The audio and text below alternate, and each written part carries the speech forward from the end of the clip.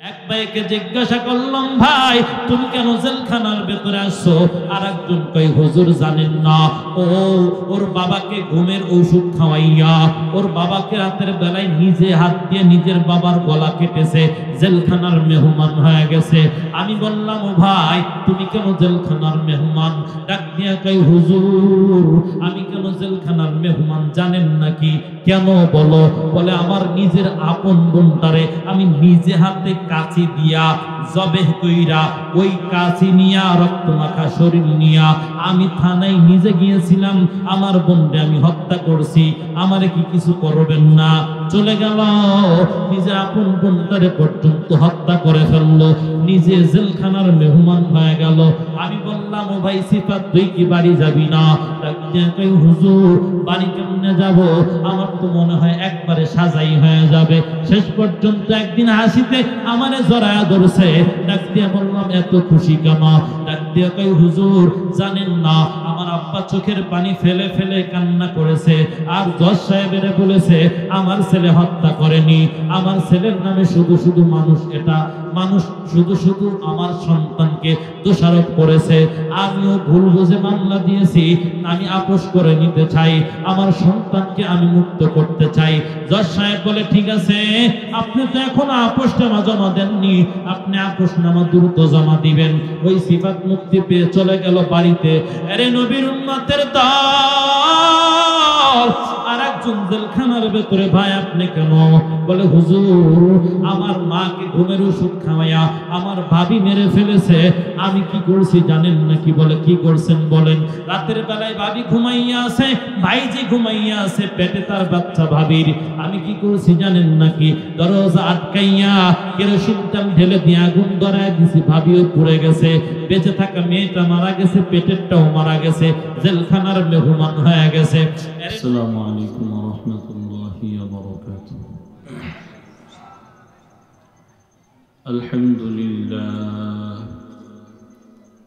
আলহামদুলিল্লাহ নাহমাদুহু ওয়া নাস্তাঈনুহু ওয়া নাস্তাগফিরুহু ওয়া নাউযু বিল্লাহি মিন শুরুরি আনফুসিনা।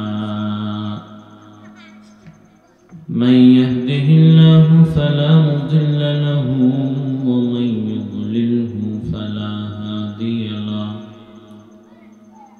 وأشهد أن لا إله إلا الله وحده لا شريك له وأشهد أن محمدا عبده ورسوله. أما بعد فأعوذ بالله من الشيطان الرجيم.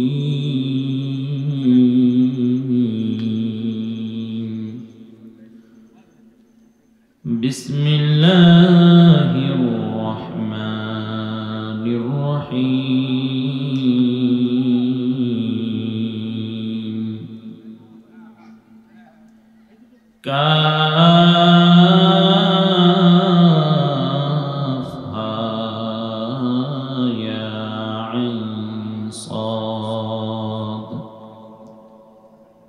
ذكر رحمة ربك عبده زكريا إذ نادى ربه نداء خفيا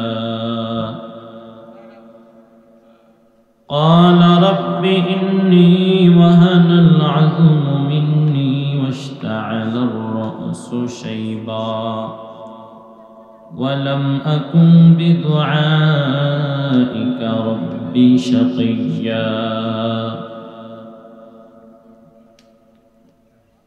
وقال الله تعالى في شان حبيبه إن الله وملائكته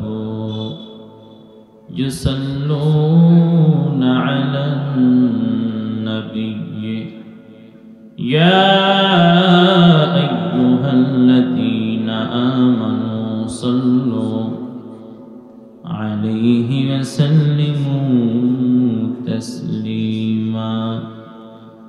اللهم صل على محمد وعلى آل محمد كما صليت على إبراهيم وعلى آل إبراهيم إنك حميد مجيد اللهم بارك على محمد وعلى آل محمد كما باركت على إبراهيم وعلى آل إبراهيم إنك حميد مجيد لا إله إلا الله لا إله إلا الله لا إله إلا الله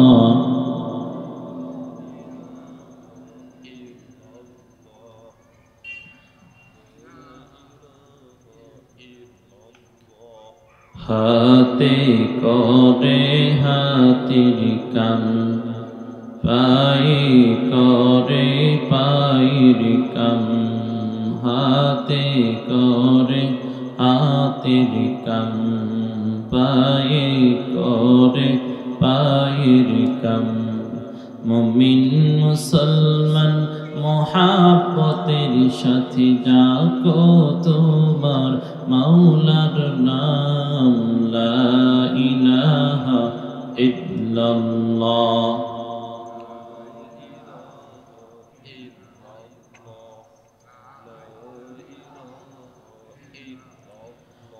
لا إله إلا الله محمد رسول الله सूरज ने दिया अपनी शुआओं का पैगाम सूरज ने दिया अपनी शुआओं का पैगाम दुनिया के अजब चीज को भी सुबह को भी शाम दुनिया है अजब चीज को भी सुबह को भी शाम मकबूल तो है शाहजहां क़ाबिल तो बहुत है मकबूल तो है शाहजहां क़ाबिल तो बहुत है ऐ नाक़े मनिंदे तू नहीं दिल तो बहुत है ऐ नाक़े मनिंदे तू नहीं दिल तो बहुत है दुनिया में हो दुनिया का तलबगार नहीं हो दुनिया में हो दुनिया का तलबगार नहीं हो बाजार से गुजर हो खरीदार नहीं हो बाजार से गुजर हो खरीदार नहीं हो ऐ बंदा खुदा चाहोगा उनकी मुलाकात ऐ बंदा खुदा चाहोगा उनकी मुलाकात जल्दी से बैठे सुनो हजरत की नसीहत जल्दी से बैठे सुनो हजरत की नसीहत अल्हम्दुलिल्लाह বিভাগটি উত্তর পশ্চিম পাড়া বাইতুন নূর জামে মসজিদের উদ্যোগে আয়োজিত প্রথম বার্ষিক তাফসীরুল কুরআন মাহফিলের সম্মানিত সভাপতি জনাব মোহাম্মদ শরীফুল ইসলাম শেখ বিশিষ্ট ব্যবসায়ী আজকের মাহফিলের সম্মানিত প্রধান অতিথি শেখ তৈয়বুর রহমান চেয়ারম্যান ৬ নং বাগুটি ইউনিয়ন পরিষদ আজকের মাহফিলের বিশেষ অতিথি জনাব আব্দুল মান্নান মোড়ল মোনা ইউপি সদস্য ৭ নং ওয়ার্ড ৬ নং বাগুটি ইউনিয়ন পরিষদ ইতিপূর্বে আপনাদেরকে আলোচনা শুনিয়ে ধন্য করেছেন আমার শ্রদ্ধাভাজন ব্যক্তিত্ব, উস্তাদ সমতুল্য ব্যক্তিত্ব, বড় ভাই, বিশিষ্ট ইসলামী চিন্তাবিদ, মুফাসসির কোরআন জনাব হযরত মাওলানা মুজিবুর রহমান আনসারী, ইমাম ও খতিব নওপাড়া নুরবাগ বাইতুস সালাম জামে মসজিদ।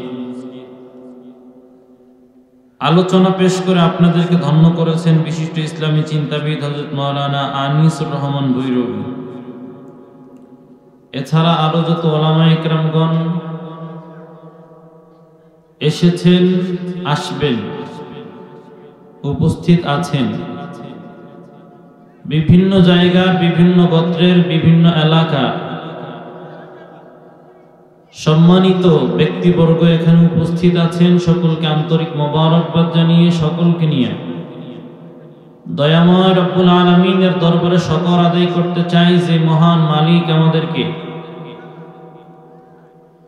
কোরআনের প্যান্ডেলে আসার বসার মতো সুযোগ দান করলেন, তৌফিক দান করলেন। সকলে ওই মহান রবের দরবারে কণ্ঠের আওয়াজকে উঁচু করে কালিমাতুশ শুকর জবানে উচ্চারণ করে পড়ি আলহামদুলিল্লাহ।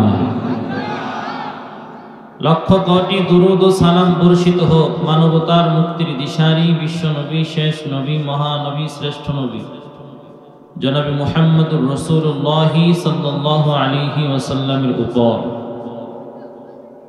সম্মানিত উপস্থিতি, এই মাহফিলের প্যান্ডেলে এসে আমরা খুশি না বেজার? ইবলিস কিন্তু বড় বেজার, নাকি খুশি? বেজার। কারণ ইবলিস চায় না যে আমরা ভালো কাজ করি। ইবলিস চায় সবসময় আমরা খারাপ কাজের সাথে জড়িয়ে যাই, খারাপ কাজের ভেতরে আমরা ডুবে যাই। ইবলিস এটা চায়। বনি ইসরাইলের এক বুজুর্গ, তার সাথে একদিন শয়তানের সাক্ষাৎ। আগের জামানায় অনেকে শয়তানকে দেখতে পাইত, তা আমাদের সময়ে শয়তান দেখা আল্লাহ তাআলা বন্ধ করে দিয়েছেন এই জন্য, কারণ আমাদের সমাজে শয়তানের চেয়ে বড় শয়তান আছে কিছু। আসলটারে দেখবে না নকলটারে দেখবে, এই জন্য মোটামুটি দেখা বন্ধ। তো বুজুর্গ বলতেছে শয়তানকে যে, ভাই আমার মন চায় আমি আপনার মতো হই। নাউজুবিল্লাহ, আস্তাগফিরুল্লাহ, কি বলেন? আপনি আমার মতো হবেন? মানুষ আমার থেকে আরো পানাহ চায় রবের কাছে, আর আপনি আমার মতো হবেন? কি এমন চাহিদা জাগলো আপনার? কয় না, বলেন না কি করলে আপনার মতো হওয়া যায়? শয়তান বলতে চায় না। এক পর্যায়ে বলল যে, আমার মতো যদি হতে চাও তাহলে দুইটা কাজ করা লাগবে। কয়টা কাজ? দুইটা কাজ। আচ্ছা বলেন কি কাজ? বলে, এক নম্বর কাজ হলো নামাজে অবহেলা করবা। কিসে অবহেলা? নামাজে অবহেলা করবা। দুই নাম্বার সত্য মিথ্যায় কসম করতে দ্বিধাবোধ করবো না। চুরি করছো, তারপরও আল্লাহর কসম করে বলবো চুরি করি নাই। মানুষের মাল ঠকায় খেয়ে ফেলছো, বলবো যে আল্লাহর কসম আমি কারো মাল কোনোদিন ঠকাইনি। জোরপূর্বক কারো জিনিস আমি ছিনিয়ে নেইনি, কসম করে বলবো। বুজুর্গ বলে, আল্লাহ তাআলার নামের কসম করে বললাম জীবনে কোনোদিন নামাজে অবহেলা করব না, আর জীবনে কোনোদিন সত্য মিথ্যায় কসম করব না। শয়তানও দাঁড়ায়া বলে, আমিও কসম করে বললাম জিন্দেগিতে বন্ধু ভেবে মনের কথা কাউকে কোনোদিন আপন ভেবে বলবো না। শয়তান রে দিয়ে দিছে উল্টো চাউল পড়া। এজন্য শয়তান যদি খুশি হয় আমাদেরকে মাহফিল থেকে নিয়ে যেতে পারলে, তাহলে আমরা মাহফিল থেকে যাব না, শেষ পর্যন্ত থাকার জন্য চেষ্টা করব। রব কবুল করেন, বলেন আমিন। যা কিছু আমরা মায়া করে, মোহাব্বত করে, ভালোবেসে রবকে ভুলে থাকি, সব কিছুই ছেড়ে একদিন আমাদেরকে কবরে চলে যেতে হবে, ঠিক কিনা বলেন? সব কিছু ছেড়ে চলে যাব। আশেপাশে কবরস্থান আছে, কতজনের কোটি টাকার স্বপ্ন সব মাটির সাথে মিশে গেছে। মাটির সাথে মিশে গেছে, এমনকি হাড্ডি পর্যন্ত মাটির সাথে মিশে গেছে। গতকাল আমি আমার বাবার কবর জিয়ারত করে যখন ফিরতেছিলাম তো দেখি কবরস্থানের ভেতরেই একজনের খুলি দুইটা ভাগ হয়ে পড়ে আছে উপরে, মাটির উপরে। আমি ওটারে সযত্নে মাটির ভেতরে রেখে দিলাম, আর একটা কবরের ভেতরে, জানি না তো কার খুলি, রেখে দিলাম ইজ্জত সম্মানের সাথে। আর মনে মনে ভাবলাম একদিন আমাদেরও সকল অহমিকা, সকল দাম্ভিকতা, সকল বড় মিয়াগিরি শেষ হয়ে আমাদের একদিন এই পরিণতি হবে, ঠিক কিনা বলেন? এই জন্য আমি অনুরোধ করব যারা এখানে সেখানে এদিকে সেদিকে আছেন, বাড়িতে আছেন, যে বক্তার কণ্ঠ যদি একটু ভালো হয় তাহলে প্যান্ডেলে বসবো, না হয় বাড়িতে শুয়ে শুয়ে মুনাজাত দিব, তাবারকের সময় মুবারক হয়ে আগায় যাবে। তাদেরকে বিনয়ের সাথে বলতে চাই একটু প্যান্ডেলে বসেন, কোরআন সুন্নাহর আলোকে কিছু কথা চেষ্টা করব। রব যেন আমাদেরকে আমলের নিয়তে বলা এবং শোনার তৌফিক দান করেন। সকলে পড়ি আমিন, আর জোরে পড়ি আমিন। পাগল মন আমার তুমি কারলা গিয়া করলা রে বাড়ি ঘর। পাগল মন আমার তুমি কারলা গিয়া করলা রে বাড়ি ঘর। ওপর তলায় বাতি জ্বলে, ওপর তলায়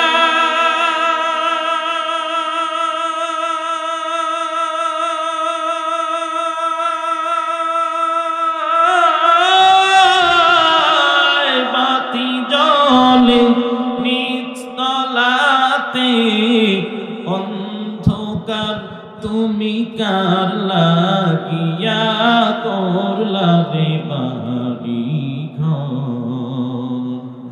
পাগল মন আমার তুমি কার লাগিয়া করলা রে বাড়ি ঘর।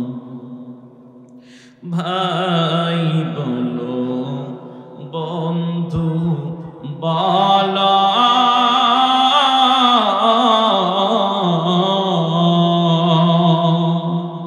নাই তো কেউ আপন তোমার।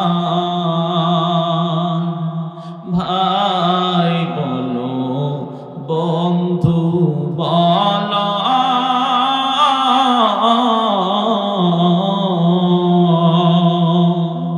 নাই তো কেউ আপন তোমার। দু চারটা দিন কেঁদে কেহ, দু চারটা দিন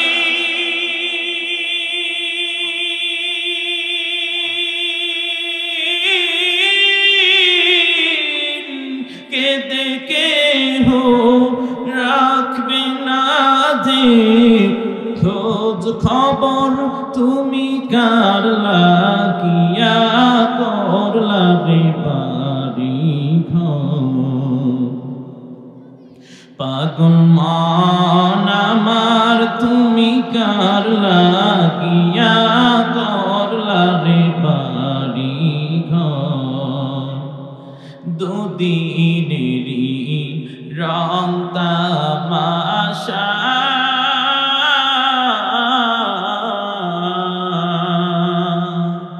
আরো যত স্বপ্ন আশা, দুদিনেরই রং তামাশা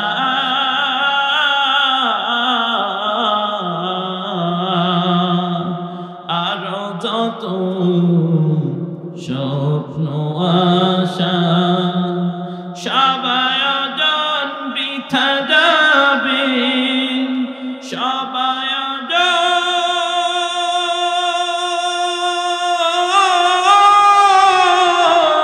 আয়োজন বৃথা যাবে, আপন হবে মাটির ঘর তুমি কার লাগিয়া করলা রে বাড়ি ঘর।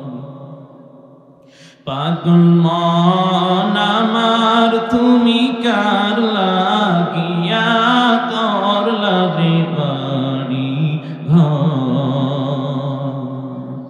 ক্ষমতারি জায়গা জমি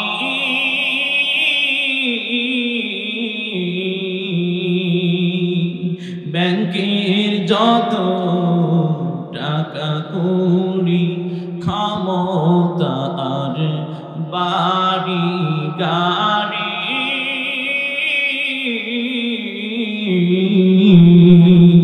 পদ পদবীর বাহাদুরি আজরাইলের পড়লে থাবা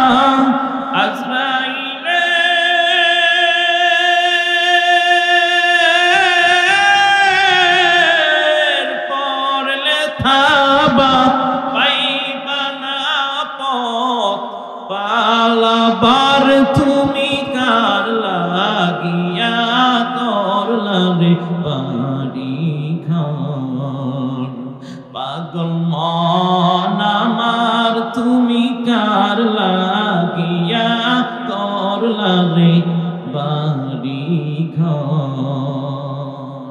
কার জন্য করতেছি? সব কিছুই ছেড়ে আমাদেরকে চলে যেতে হবে মাটির নিচে। কোনো সন্দেহ আছে এ ব্যাপারে? নাই কোনো সন্দেহ। চলে যেতে হবে আমাদেরকে।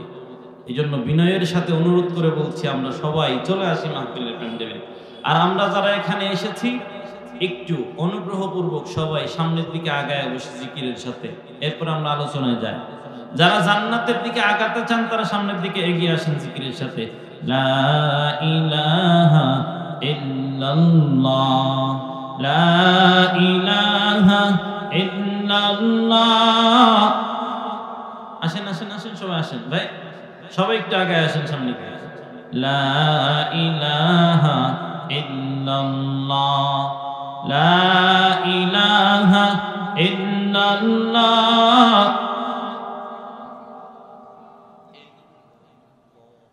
লা ইলাহা ইল্লাল্লাহ মুহাম্মাদুর রাসূলুল্লাহ। আমি আপনি একদিন পৃথিবীতে ছিলাম না, এখন আছি, একদিন থাকবো না। আজকে এখানে যারা আছেন সবাইকে যদি আমি বলি আপনার নাম কি, বলবে আপনি নিজের নাম নিজে বলবে। বাবার নাম কি, বাবার নামটাও বলবে। দাদার নাম কি, দাদার নামটাও বলবে। দাদার বাবার নাম কি, তার নামটাও বলবে। অনেকেই পারবে, অনেকে পারবে না।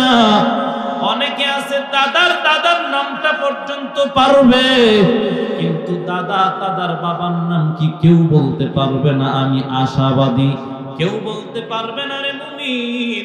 তো তোমার দাদার নাম তুমি জানো, দাদার নামটা, দাদার নামটা জানো, কিন্তু দাদার বাবার নাম জানো না।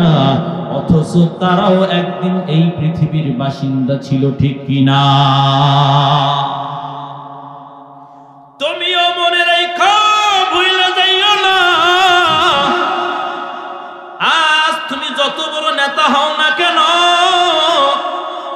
যত বড় জমিদার হও না কেন, একদিন তোমার ছেলে মেয়ে তোমার নাম স্মরণ করবে। তোমার মরণের পর তোমার নাতিপোতারা করবে। নাতিপোতার ছেলে মেয়ে, নাতিপোতাদের নাতিপোতা পর্যন্ত শেষ হয়ে যাবে। একদিন ইতিহাসের পাতা থেকে তোমার নামটাও মুছে যাবে। তোমার কথা নিয়ে কেউ আলোচনা করবে না, কেউ সমালোচনা করবে না। সবাই তোমার কথা একদিন ভুলিয়ে যাবে। কিন্তু মনে রেখো, ওই দিন তোমার দুনিয়ার জমিনে আলোচনা সমালোচনা করার কেউ থাকবে না। কেউ যদিও বা না থাকে, কেউ তোমার আপন যদিও বা না থাকে, ওই দিন একজন আপন থাকবে। তিনি কে?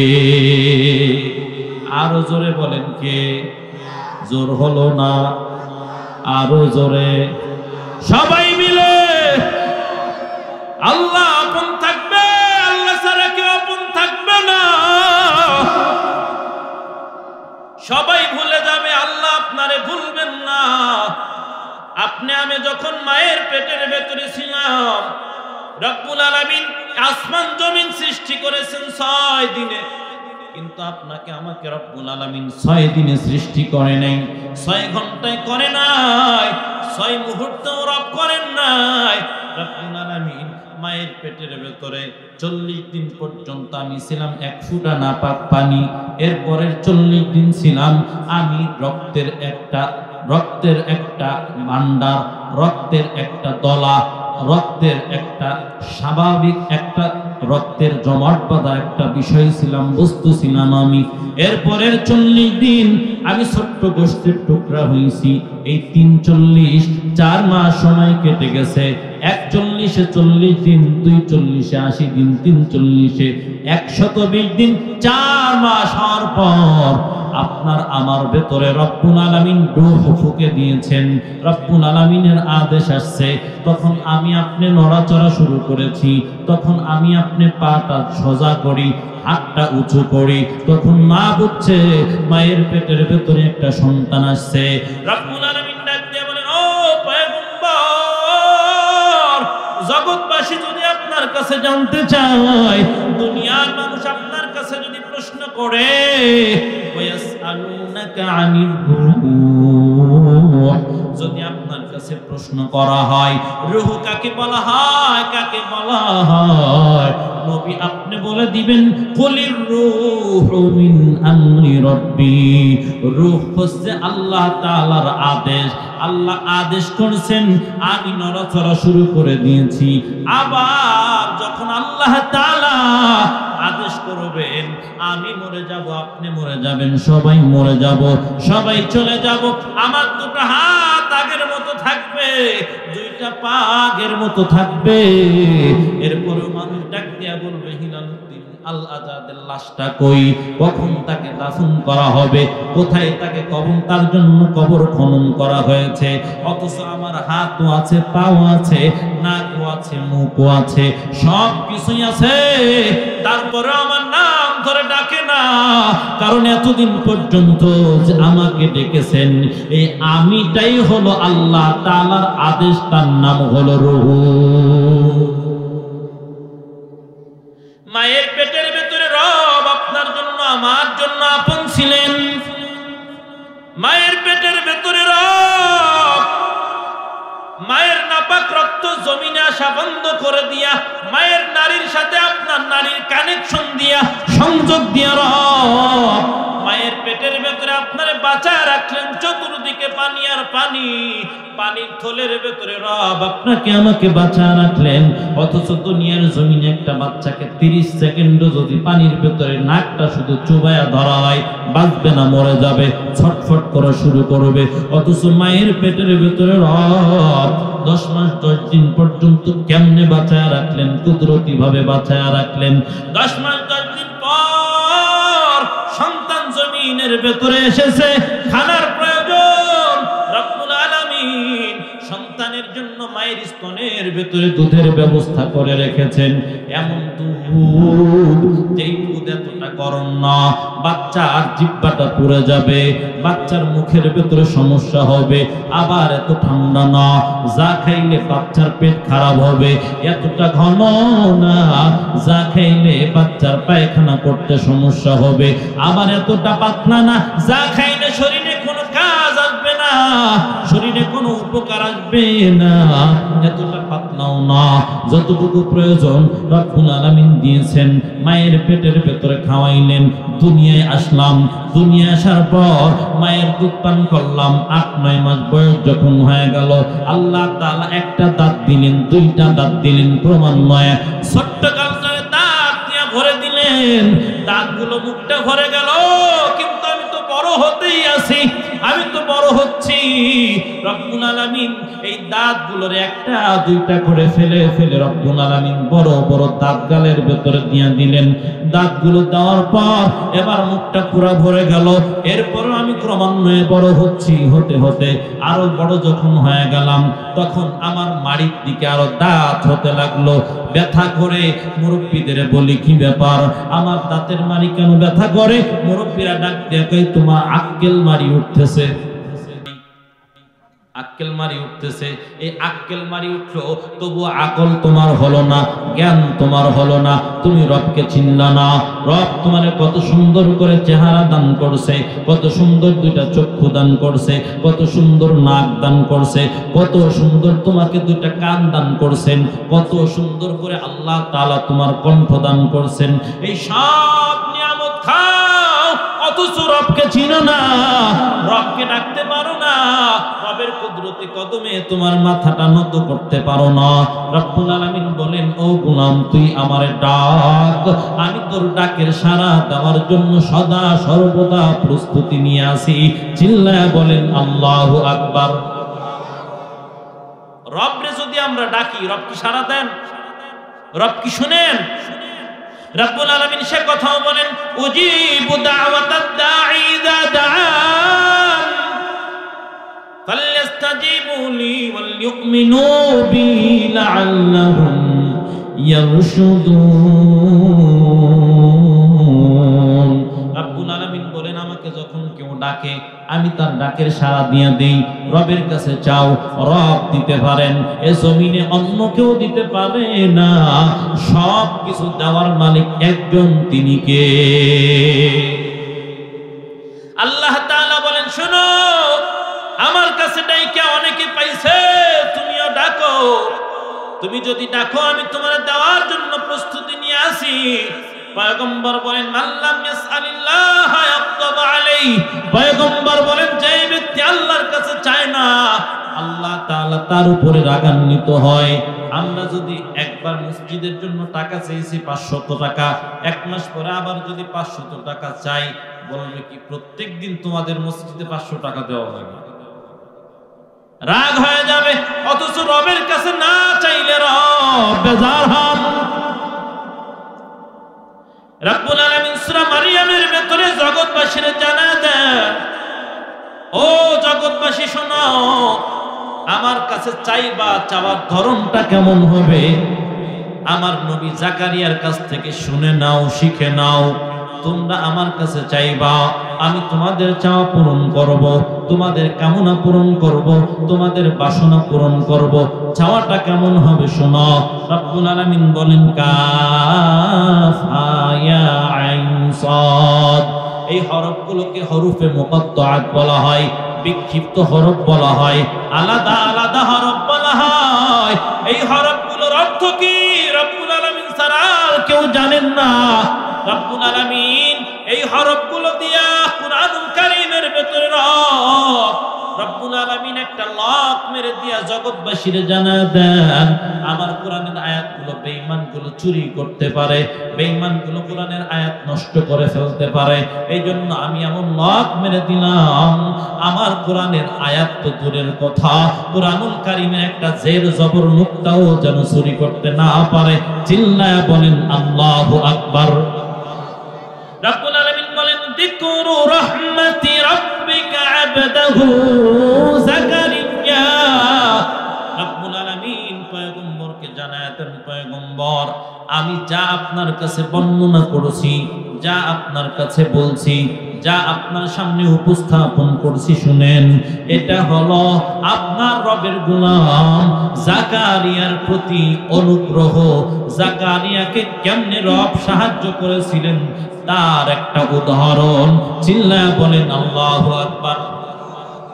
জাকারিয়ার রব কেমনে সহযোগিতা করেছিলেন, কেমনে রব সাহায্য করেছিলেন, রব বলেন তার বর্ণনা, যিকরু রাহমাতি রাব্বিকা আবদাহু যাকারিয়া। জাকারিয়ার প্রতি রব কেমনে দয়া করেছিলেন, কেমনে মায়া করেছিলেন তার বর্ণনা। রব যে জাকারিয়ার প্রতি দয়া করলেন, মায়া করলেন, কেন করলেন, রব তার জবাব দেন, ইদনাদা রাব্বাহু নিদাআন খাফিয়া। জাকারিয়ার প্রতি রব এমনি দয়া করে নাই, এমনি মায়া করে নাই, শুধু শুধু মায়া করে নাই। রব এই জন্য মায়া করেছে, জাকারিয়া তার যে চাওয়া, তার যে পাওয়া, তার কামনা, তার বাসনা মানুষের সামনে মাইক নিয়ে বলে নাই, জনসম্মুখে বলে নাই, রবেরকে বলার জন্য গভীর রজনীতে জাকারিয়া পয়গম্বর রবের কাছে অনুরোধ করে বলে, অনুনয় বিনয় করে বলে, কায়মনোবাক্যে রবের কাছে কান্নাকাটি করে বলে, রব শুনেন, আমি আপনার কাছে একটা জিনিস চাওয়ার জন্য আসছি, ওই জিনিসটা আপনি দিবেন, কিন্তু দেওয়ার জন্য যে রাস্তা, ওই রাস্তা কিন্তু বন্ধ। রাস্তা কি? আপনার কাছে চাই, আপনি দিবেন, তবে রাস্তা বন্ধ। বলে কেমনে বন্ধ? আপনাদের এই যশোর খুলনা মহাসড়কে অধিকাংশ সময় শুধু জ্যাম আর জ্যাম থাকে। কথা সত্য না মিথ্যা? এক বক্তা আলোচনা করতে আসবে, কেমনে আসবে? বক্তা কয় বসুন্ধিয়া। হুজুর কত সময় লাগবে? কয় 3 ঘন্টায় যশোর থেকে বসুন্ধিয়া আসছি, জানি না কতক্ষণ লাগবে। তাইলে আপনি গাড়ি ওখানেই রাখেন, বসুন্ধিয়া মোড় মাদ্রাসায় গাড়িটা আপনি রাখেন, আমরা মোটরসাইকেল দিয়ে পাঠাচ্ছি, আপনি আফরার ব্রিজ হয়ে পাশ দিয়ে ঘুরে চলে আসবেন। তার মানে এই পথ দিয়ে যাওয়া যাবে না, ওই দিক দিয়ে ঘুরে আসতে হবে। জাকারিয়া পয়গম্বর বলেন, রব আপনার কাছে আমার চাওয়া আছে, আপনি আমার চাওয়া পূরণ করবেন, কিন্তু কেমনে করবেন? রাস্তা তো বন্ধ। কেমনে বন্ধ হলো? আনা রাব্বি ইন্নী ওয়াহানাল আযমু মিন্নী ওয়াশতাআলার রা'সু শাইবা ওয়া লাম আকুন বিদুআইকা রাব্বি শাকিয়্যা। রব আমার হাতটি দুর্বল হয়ে গেছে, মাথার চুলগুলো পেকে সব সাদা হয়ে গেছে। এক পর্যায়ে জাকারিয়া পয়গম্বর দাদা হয়ে গেছে, কিন্তু বাবা হতে পারে নাই। বয়স যে বয়স, দাদা হওয়ার বয়স, কিন্তু এখনো সন্তান হয় না। জাকারিয়া পয়গম্বর রবকে ডেকে বলেন, রব আমি তো চূড়ান্ত পর্যায়ের বৃদ্ধ হয়ে গেছি, মাথার চুলগুলো সব শুভ্র হয়ে গেছে। রব্বুল আলামিন আমার তো সন্তানাদি হয় না। রব ওয়া ইন্নী খিফতুল মাওয়ালিয়া মিন ওয়ারাই ওয়া কানাত ইমরাআতি আকিরান ফাহাবলি মিন লাদুনকা ওয়ালিয়্যা। রব্বুল আলামিনকে ডেকে ডেকে জাকারিয়া পয়গম্বর বলতেছেন, রব আমি কোনোদিন কোনো কিছু চেয়ে বিফলে যায় নাই, যখনই চেয়েছি আপনি তখনই দিয়েছেন। রব আমি আমার পরবর্তী প্রজন্ম নিয়ে ভয় পাচ্ছি। রব আমি জানি আপনার আমার সন্তান হবে না, আমি চাই আপনি আপনার পক্ষ থেকে আমাকে একটা সন্তানের ব্যবস্থা করে দেন। চিল্লায়া বলেন আল্লাহু আকবার। জাকারিয়া নবী বলেন, আমার সন্তান হবে না জানি, আপনার পক্ষ থেকে আপনি সন্তান দান করে দেন। রব্বুল আলামিন আমার স্ত্রী পর্যন্ত বন্ধা, স্ত্রী সন্তান ধারণের কোনো ক্ষমতা নাই, আমি চূড়ান্ত পর্যায়ের বৃদ্ধ, সন্তান জন্ম দেওয়ার কোনো ক্ষমতা আমার নাই, কিন্তু আমি জানি আপনি চাইলে পারবেন, আপনি আমাকে সন্তানের ব্যবস্থা করে দেন, আপনার পক্ষ থেকে আপনি সন্তান দান করেন। ইয়ারিতুনি ওয়া ইয়ারিতু মিন আলি ইয়াকুব ওয়াজআলহু রাব্বি রাদিয়্যা। রব আপনি আমার এমন সন্তান দান করেন যেই সন্তানটা হবে আমার বংশধর, সন্তানটা হবে ইয়াকুব পয়গম্বরের বংশধর, এবং সন্তানটা হবে আপনার সন্তোষজনক, আপনার উপরে সন্তান খুশি থাকবে, আপনার হুকুম মানবে, আপনিও সন্তানের উপরে খুশি থাকবেন, সন্তুষ্ট থাকবেন, এমন একটা সন্তানের ব্যবস্থা আপনি করে দেন। সুবহানাল্লাহ। কষ্ট হচ্ছে? রব্বুল আলামিনকে বললেন, রব আপনি সন্তান দান করে দেন। চেয়ারম্যান সাহেবরে যদি আপনারা বলেন, চেয়ারম্যান সাহেব জানি রিলিফে চাউল নাই, জানি আপনার হাতে কোনো কিছু নাই, কিন্তু আমি আপনার ভাই, আমি আপনার ভাতিজা, আমি আপনার ভাইপো, আপনার পক্ষ থেকে আপনি আমারে দেন। যদি বুঝাইয়া বলতে পারেন দিবে কি দিবে না, চেয়ারম্যান সাহেব যদি পারে, তো আমার রবকে যখন বললেন, রব আমি তো চূড়ান্ত পর্যায়ের বৃদ্ধ, আমার মাথার চুলগুলো সাদা হয়ে গেছে, রব আমার স্ত্রী বন্ধা, আমি জানি সন্তান হবে না, কিন্তু আপনি চাইলে পারেন, মিল্লাদুনকা ওয়ালিয়্যা, আপনার পক্ষ থেকে আপনি আমার সন্তান দান করেন। রবকে যখন বলেছেন, রবের কুদরতি অন্তরের ভিতরে জোশ মেরে গেছে। রব ডেকে বলো, জাকারিয়া আর কান্নাকাটি করা লাগবে না, আর কান্না করতে হবে না। ইয়া জাকারিয়া, ইন্না নুবাশশিরুকা বিগুলামিন ইসমুহু ইয়াহইয়া। রব্বুল আলামিন বলেন, ও জাকারিয়া, সন্তান আমার কাছে চেয়েছো, সন্তান হবে না তুমি জানো, তোমার স্ত্রী বন্ধা তাও তুমি জানো, তোমার দুর্বলতা স্বীকার তুমি করেছো, কিন্তু আমি রব তো দুর্বল নই, আমি রব তো বড় সবল।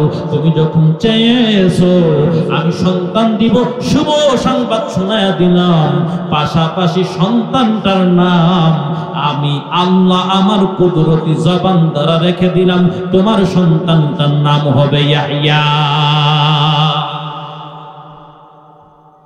আল্লাহ রেখে দিলেন সন্তানটার নাম।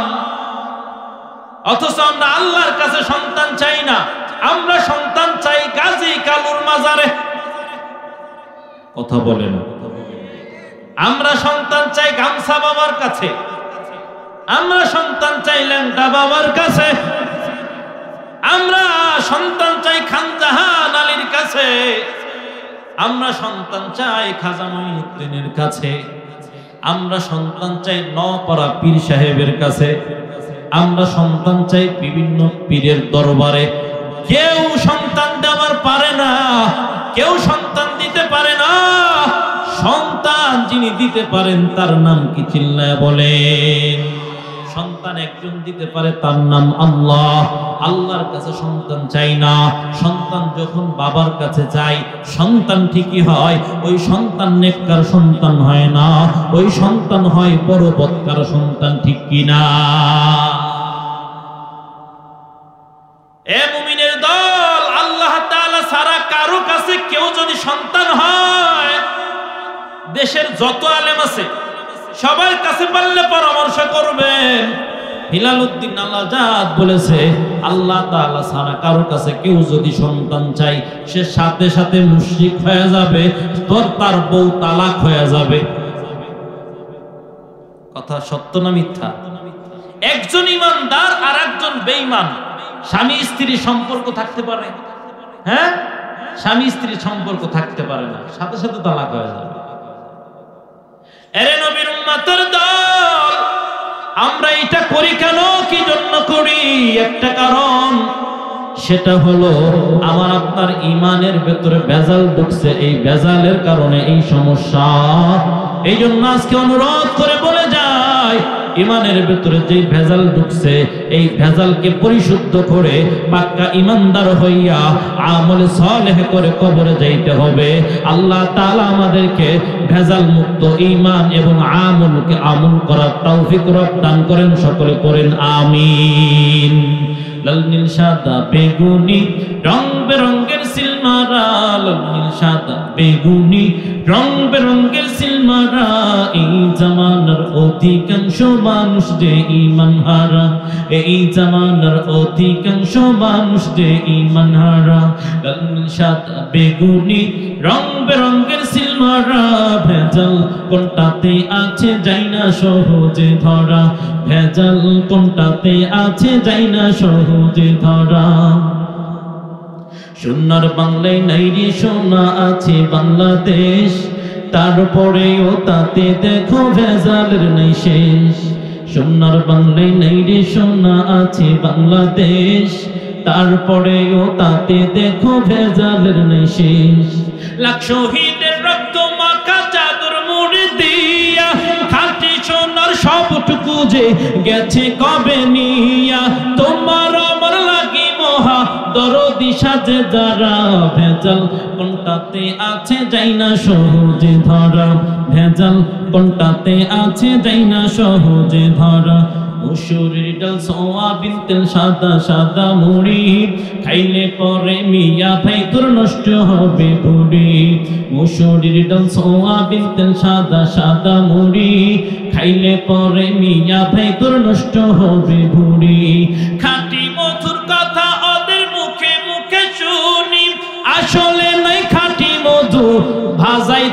চিনি। কথা কয় না, আছে এদিকে আছে। হুজুর আমরা তো এখন ভালো হয়ে গেছি। কি ভালো হয়েছেন মিয়া? আপনারা বলেন যে চিনি দেওয়া যায় না মধুর ভেতরে, এই জন্য মধুর ভেতরে আর চিনি দেই না, এখন চিনির ভেতরে মধু দেই। দুধের ভেতরে পানি দেওয়া যায় না বলেন, এখন আমরা দুধের ভেতরে পানি দেই না, এখন পানির ভিতরে দুধ দেই। এই আকাম যারা করে এরা কোনোদিন খাঁটি মুমিন হতে পারে না, খাঁটি মুসলমান হতে পারে না। এদের ঈমানের ভেতরে ভেজাল, এই জন্য এই আকামগুলো করে। ঠিক কিনা বলেন? খাঁটি মধুর কথা ওদের মুখে মুখে শুনি, আসলে নাই খাঁটি মধু মিশাই তাতে চিনি।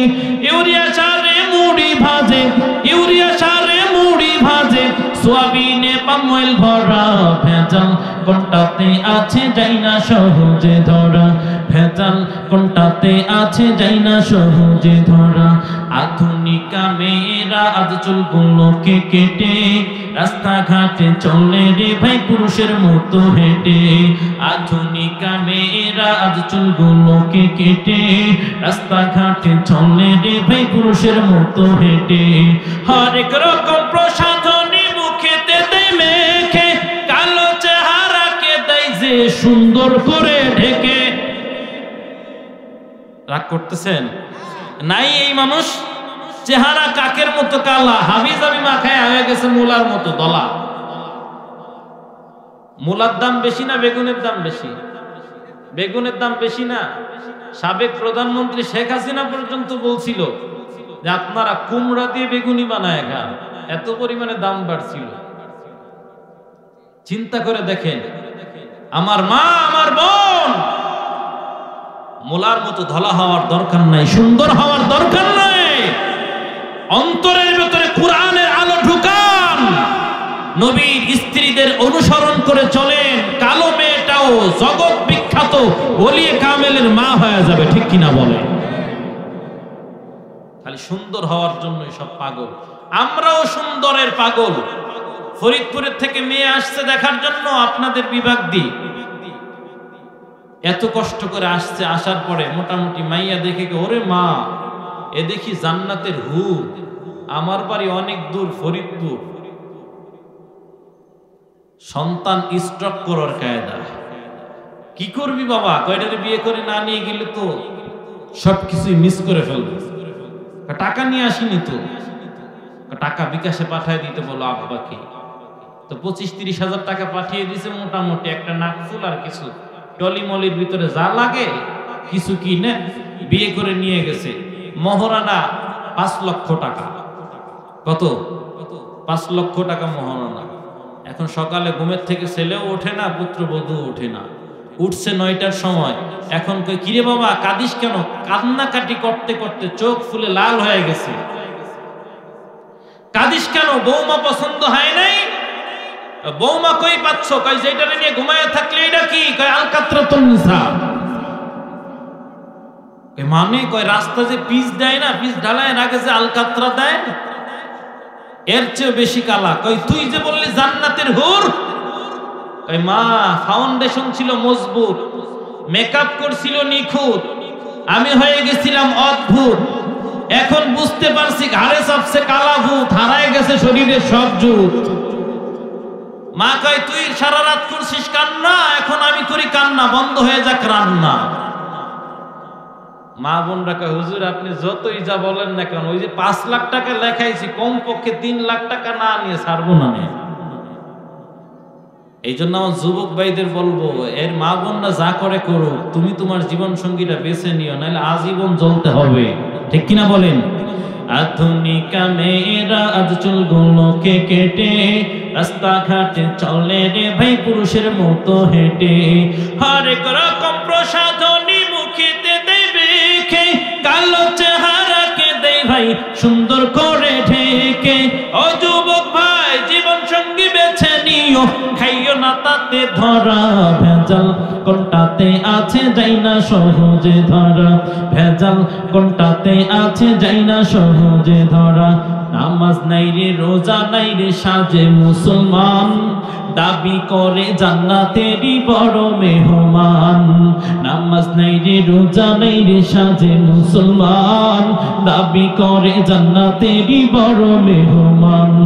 মসজিদে কেউ ছদ্মবেশে ঘোরাফেরা করে, সুযোগ পাইলে তোমার আমার জুতাও চুরি করে। এক জায়গায় গেছি বয়ান করতে, চেয়ারম্যান সাহেবকে হুজুর আমার জুতোই চুরি করে নিয়ে গেছে। আপনি জুতো চুরি করার গান গাইছেন, আমার জুতোই নিয়ে গেছে। আমি বললাম কষ্ট নিয়ে ন, সরাসরি আমল করছে। পরে আর হায়াত পাই কি না পাই, জুতা চুরি করার সুযোগ পাই কি না পাই, এই জন্য ওর নিজে আপনারটাই চুরি করছে, পছন্দ হয়েছে ভালো। রবকে ডেকে বলেন, রব কেমনে আমার সন্তান হবে? আমি তো চূড়ান্ত পর্যায়ের বৃদ্ধ, আমার বিবি হলো বন্ধা, সন্তান কেমনে হবে? রব্বুল আলামিন বলেন, ক্বালা কাযালিক ক্বালা রাব্বুকা হুয়া আলাইয়া হায়্যিনুন ওয়া ক্বাদ খালাকতুকা মিন ক্বাবলু ওয়া লাম তাকু শাইআ। রব্বুল আলামিন বলেন, তোমার রব যেমনে চায় ওইভাবে তোমার রব তোমারে সন্তান দান করবে। ও জাকারিয়া শুনো, ইতিপূর্বে তুমি তো কিছুই ছিল না, ইতিপূর্বেই তো তোমাকে নিয়ে আলোচনা সমালোচনা করার মতো কোনো মানুষ ছিল না। রব্বুল আলামিন বলেন, হাল আতা আলাল ইনসানি হিনুম মিনাদ দাহরি লাম ইয়াকুন শাইআন মাযকুরা। রব্বুল আলামিন বলেন, মানুষ কি ওই দিনের কথা স্মরণ করে না, ওই সময়ের কথা স্মরণ করে না? মানুষ যখন মানুষ তাকে নিয়ে কোনো আলোচনা সমালোচনা করার মতো কেউ ছিল না, পৃথিবীতে সে আলোচ্য কোনো বিষয় ছিল না, সমালোচনা করার কোনো বিষয় ছিল না, ওই দিনের কথা কি মনে পড়ে না? রব্বুল আলামিন বলে, ও জাকারিয়া শুনে নাও, ইতিপূর্বে তুমি তো কিছু ছিল না, তোমারে আমি জান্নাত সৃষ্টি করেছি, আমি ওইভাবেই তোমার সন্তানের জমিনের ভেতরে পাঠায়া দিব। জাকারিয়া পয়গম্বর বলেন, রব আমি আমনে সন্তান নিব না, আপনি আমারে কাজ দেন, আপনি আমাকে কিছু কাজ দেন, ওই কাজ করে এরপর আমি সন্তান নিব। ক্বালা রাব্বি জাআলনি আয়া, রব আপনি আমাকে কাজ দেন, আপনি আমাকে নিদর্শন দেন। আল্লাহ তাআলা বলেন, ক্বালা আয়াতুকা আল্লা তুকাল্লিমান নাসা সালাসা লায়ালিন সাবিয়্যা। রব্বুল আলামিন বলেন, ঠিক আছে, 3 দিন পর্যন্ত মানুষের সাথে কোনো কথা বলতে পারবা না, 3 দিন পর্যন্ত জবানের রোজা রাখবা। জাকারিয়া পয়গম্বর রব যে এই কাজ দিবেন, জাকারিয়া পয়গম্বর খুশি হয়ে গেছেন। জাকারিয়া পয়গম্বর খুশি হইয়া সে তো রবকে ডাকতেছিলেন নীরবে নিবৃত্তিতে, রবকে তো কাইমন বাক্যে ডাকতেছিলেন। রব যখন বললেন সন্তান হবে, সন্তানের নাম রেখে দিলেন। রবকে বললেন, রব আমারে কাজ দেন, রব কাজ দিয়া দিলেন। 3 দিন পর্যন্ত কারো সাথে কথা বলবো না। জাকারিয়া পয়গম্বর নিজের মেহরাবের থেকে বের হয়ে গেলেন। মেহরাব হলো যেখানে ইমাম সাহেব দাঁড়ায়, যেখানে ইমাম সাহেব দাঁড়ায় ওটাকে কি বলে? মেহরাব বলে। এই মেহরাবের বাম পাশেই ছিল জাকারিয়া পয়গম্বরের থাকার জায়গা। মসজিদে নববীতে মায়াত নবীও থাকতেন মসজিদের বাম পাশে। আয়েশা সিদ্দিকা রাদিয়াল্লাহু তাআলা আনহার কামরা ছিল নবীজির ঘর একেবারে মেহরাবের সাথে। নবীজি আয়েশার রুমের থেকে, আয়েশার ঘরের থেকে ডাইরেক্ট মসজিদে ঢুকে যেতেন দরজা খুলিয়া। এ নবীর উম্মাত, আল্লাহ রাব্বুল আলামিনের বান্দি আবুল সামরকান্দির কাছে চলে গেছেন। আল্লাহ তাআলার বান্দি যে ওই মাদ্রাসার উলামাদের কাছে, আলেমদের কাছে বলেন যে আমি এলাকার মানুষদেরকে গোসল করাই, এলাকার মহিলারা মারা গেলে তাদেরকে গোসল দেই। তো গোসল দিতে দিতে একটা পর্যায়ে এমন হয়ে গেছে আমি মাসিক অসুস্থতার ভেতরে আছি, এখন কি আমি পারবো কি আরেকজন মহিলাকে গোসল করাইতে? সব হুজুররা বলে না, পারবা না। সব হুজুররা কি কয়? পারবা না, কারণ তুমি না পাক আরেকজনকে কেমনে পাক করবা? মহিলা চলে যায়। আবুল সামরকান্দি রাহমাতুল্লাহি আলাইহি ডাক দিছেন, ওগো মা কই যাও? বলে আসছিলাম একটা সমস্যার সমাধানের জন্য, পাইলাম না। চলে যায় মনটা বেজার করে। কি সমস্যা বলো? বলে সমস্যা হলো একজন নাপাক মহিলা, অসুস্থ মহিলা, এই মহিলা কি আরেকজন মহিলারে গোসল করাইতে পারবে কিনা? মৃত মহিলাকে বলে হ্যাঁ পারবে। কি পারবে? মহিলা নিজে নাপাক, এখন আরেক মহিলা মারা গেছে, তাকে গোসল করাইতে পারবে কেমনে? বলে পারবে। যাও। মহিলা রওনা করছে, সব আলেমরা ওনারে ঘিরে ধরছে। মহিলারে, ও মা কি বলছে হুজুর? বল হুজুর বলছে গোসল করাইতে পারবে। ওই মহিলা যদি মৃত মহিলারে গোসল করাইতে পারে, আমাদের মা বোনেরা অসুস্থ অবস্থায় যদি খানা রান্না করে, এই খানা খাওয়া যাবে কি যাবে না? কথা বলেন। যাবে। তার সাথে খানা খাওয়া যাবে কিনা? যাবে। সে যেই গ্লাসে পানি পান করছে, সেই গ্লাসে পানিও পান করা যাবে, কোনো সমস্যা নাই। চিল্লায়া বলেন আল্লাহু আকবার। আল্লাহ তাআলা এমন কোন বিধান দেননি যেটা মানুষের জন্য কষ্টসাধ্য। মানুষের জন্য কষ্ট হবে এমন কোন বিধান দেননি। ওই মহিলারে উলামায়ে কেরাম ডাক দিয়ে বলে, ও মা সমাধান পেয়েছেন? বলে হ্যাঁ পেয়েছি। বলে কি সমাধান দিয়েছে? বলে আমি গোসল করাইতে পারবো, কোনো সমস্যা না। বলে কোনো হাদিসের দলিল দিছে নাকি? এই মিয়া, আমি হাদিসের দলিল দিয়ে কি করবো? আমি হাদিসের কি বুঝি? কই না, আপনাদের প্রয়োজন নাই, কিন্তু আমাদের প্রয়োজন আছে। আপনার প্রয়োজন নাই, আপনি সমাধান পাইছেন, চলে যান, কিন্তু আমাদের প্রয়োজন আছে। যেহেতু আমরা আলেম, আমাদের কাছে কেউ জিজ্ঞাসা করলে আমরা যেন দলিল দিতে পারি। এবার মহিলা বলে, আমার যতটুকু জানার দরকার আমি জেনেছি, তোমাদের জানার দরকার তোমরা যায় জানো। সবাই গেছে ইমাম আবুল আইস সামরকান্দি রাহমাতুল্লাহি আলাইহির কাছে গিয়া ডাক দিয়া কয়, হুজুর আপনি যে সমাধান দিয়েছেন এর কি কোনো দলিল আছে নাকি? বলে হ্যাঁ আছে। বলে কি দলিল? বলে শুনো। বলে তো প্রশ্ন করছে যে একজন মহিলা মারা গেছে, আমি মাসিক অসুস্থতার ভেতরে আছি, আমি কি পারবো নাকি গোসল করাইতে? আমি কি পারবো নাকি তাকে পবিত্র করতে? আমি কি পারবো নাকি এই গুরু দায়িত্ব পালন করতে? আমি বলেছি হ্যাঁ পারবা। বলে হুজুর কেমনে পারবে? কোন হাদিসের আলোকে বললেন? বলে শোনো, আমার মায়ার নবী রমজানের শেষ 10 দিন ইতিকাফ করতেন, রমজানের শেষ দশক ইতিকাফ করতেন, মসজিদে নববীতে থাকতেন। মায়ার নবী মসজিদে নববী মিম্বরের ভেতরে থাকতেন, আর আম্মা জান আয়েশা থাকতেন তার রুমের ভেতরে। মায়ার নবী মাঝে মাঝে তার লম্বা চুলটা, মাথাটা আগাইয়া দিতেন, আর আম্মা জান আয়েশা বলে আমি মায়ার নবীর চুলগুলো চিরুনি দিয়ে আশ্রয় দিতাম, তখন আমি ছিলাম না পাক। ওরে নবীর চুল যদি আশ্রয় দেওয়া যায়, নবীর পাক শরীর যদি কেউ ধরতে পারে, স্পর্শ করে না পাক অবস্থায়, আর এক মহিলারে গোসল করার মতো কোনো সমস্যা নাই। জাকারিয়া পয়গম্বর তার রুমের থেকে বের হইয়া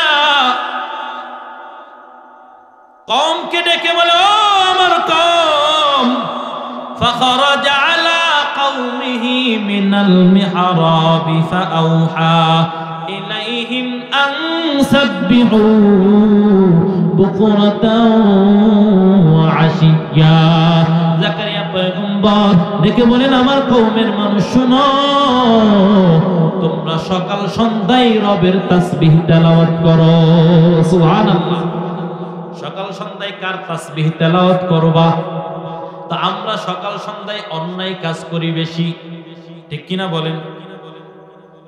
সকালবেলা ঘুমের থেকে উঠি, ফজরের নামাজ পড়ে বসে চা পান করতে বসি, ওদিকে চা গরম হতে হতে পুরা গ্রামের কার মেয়ের কি সমস্যা, কার ছেলের কি সমস্যা, কার পুত্রবধূর কি সমস্যা, কার নিজের কি সমস্যা, কে হাঁটে কেমন, কে চলে কেমন, সব আলোচনা হয়।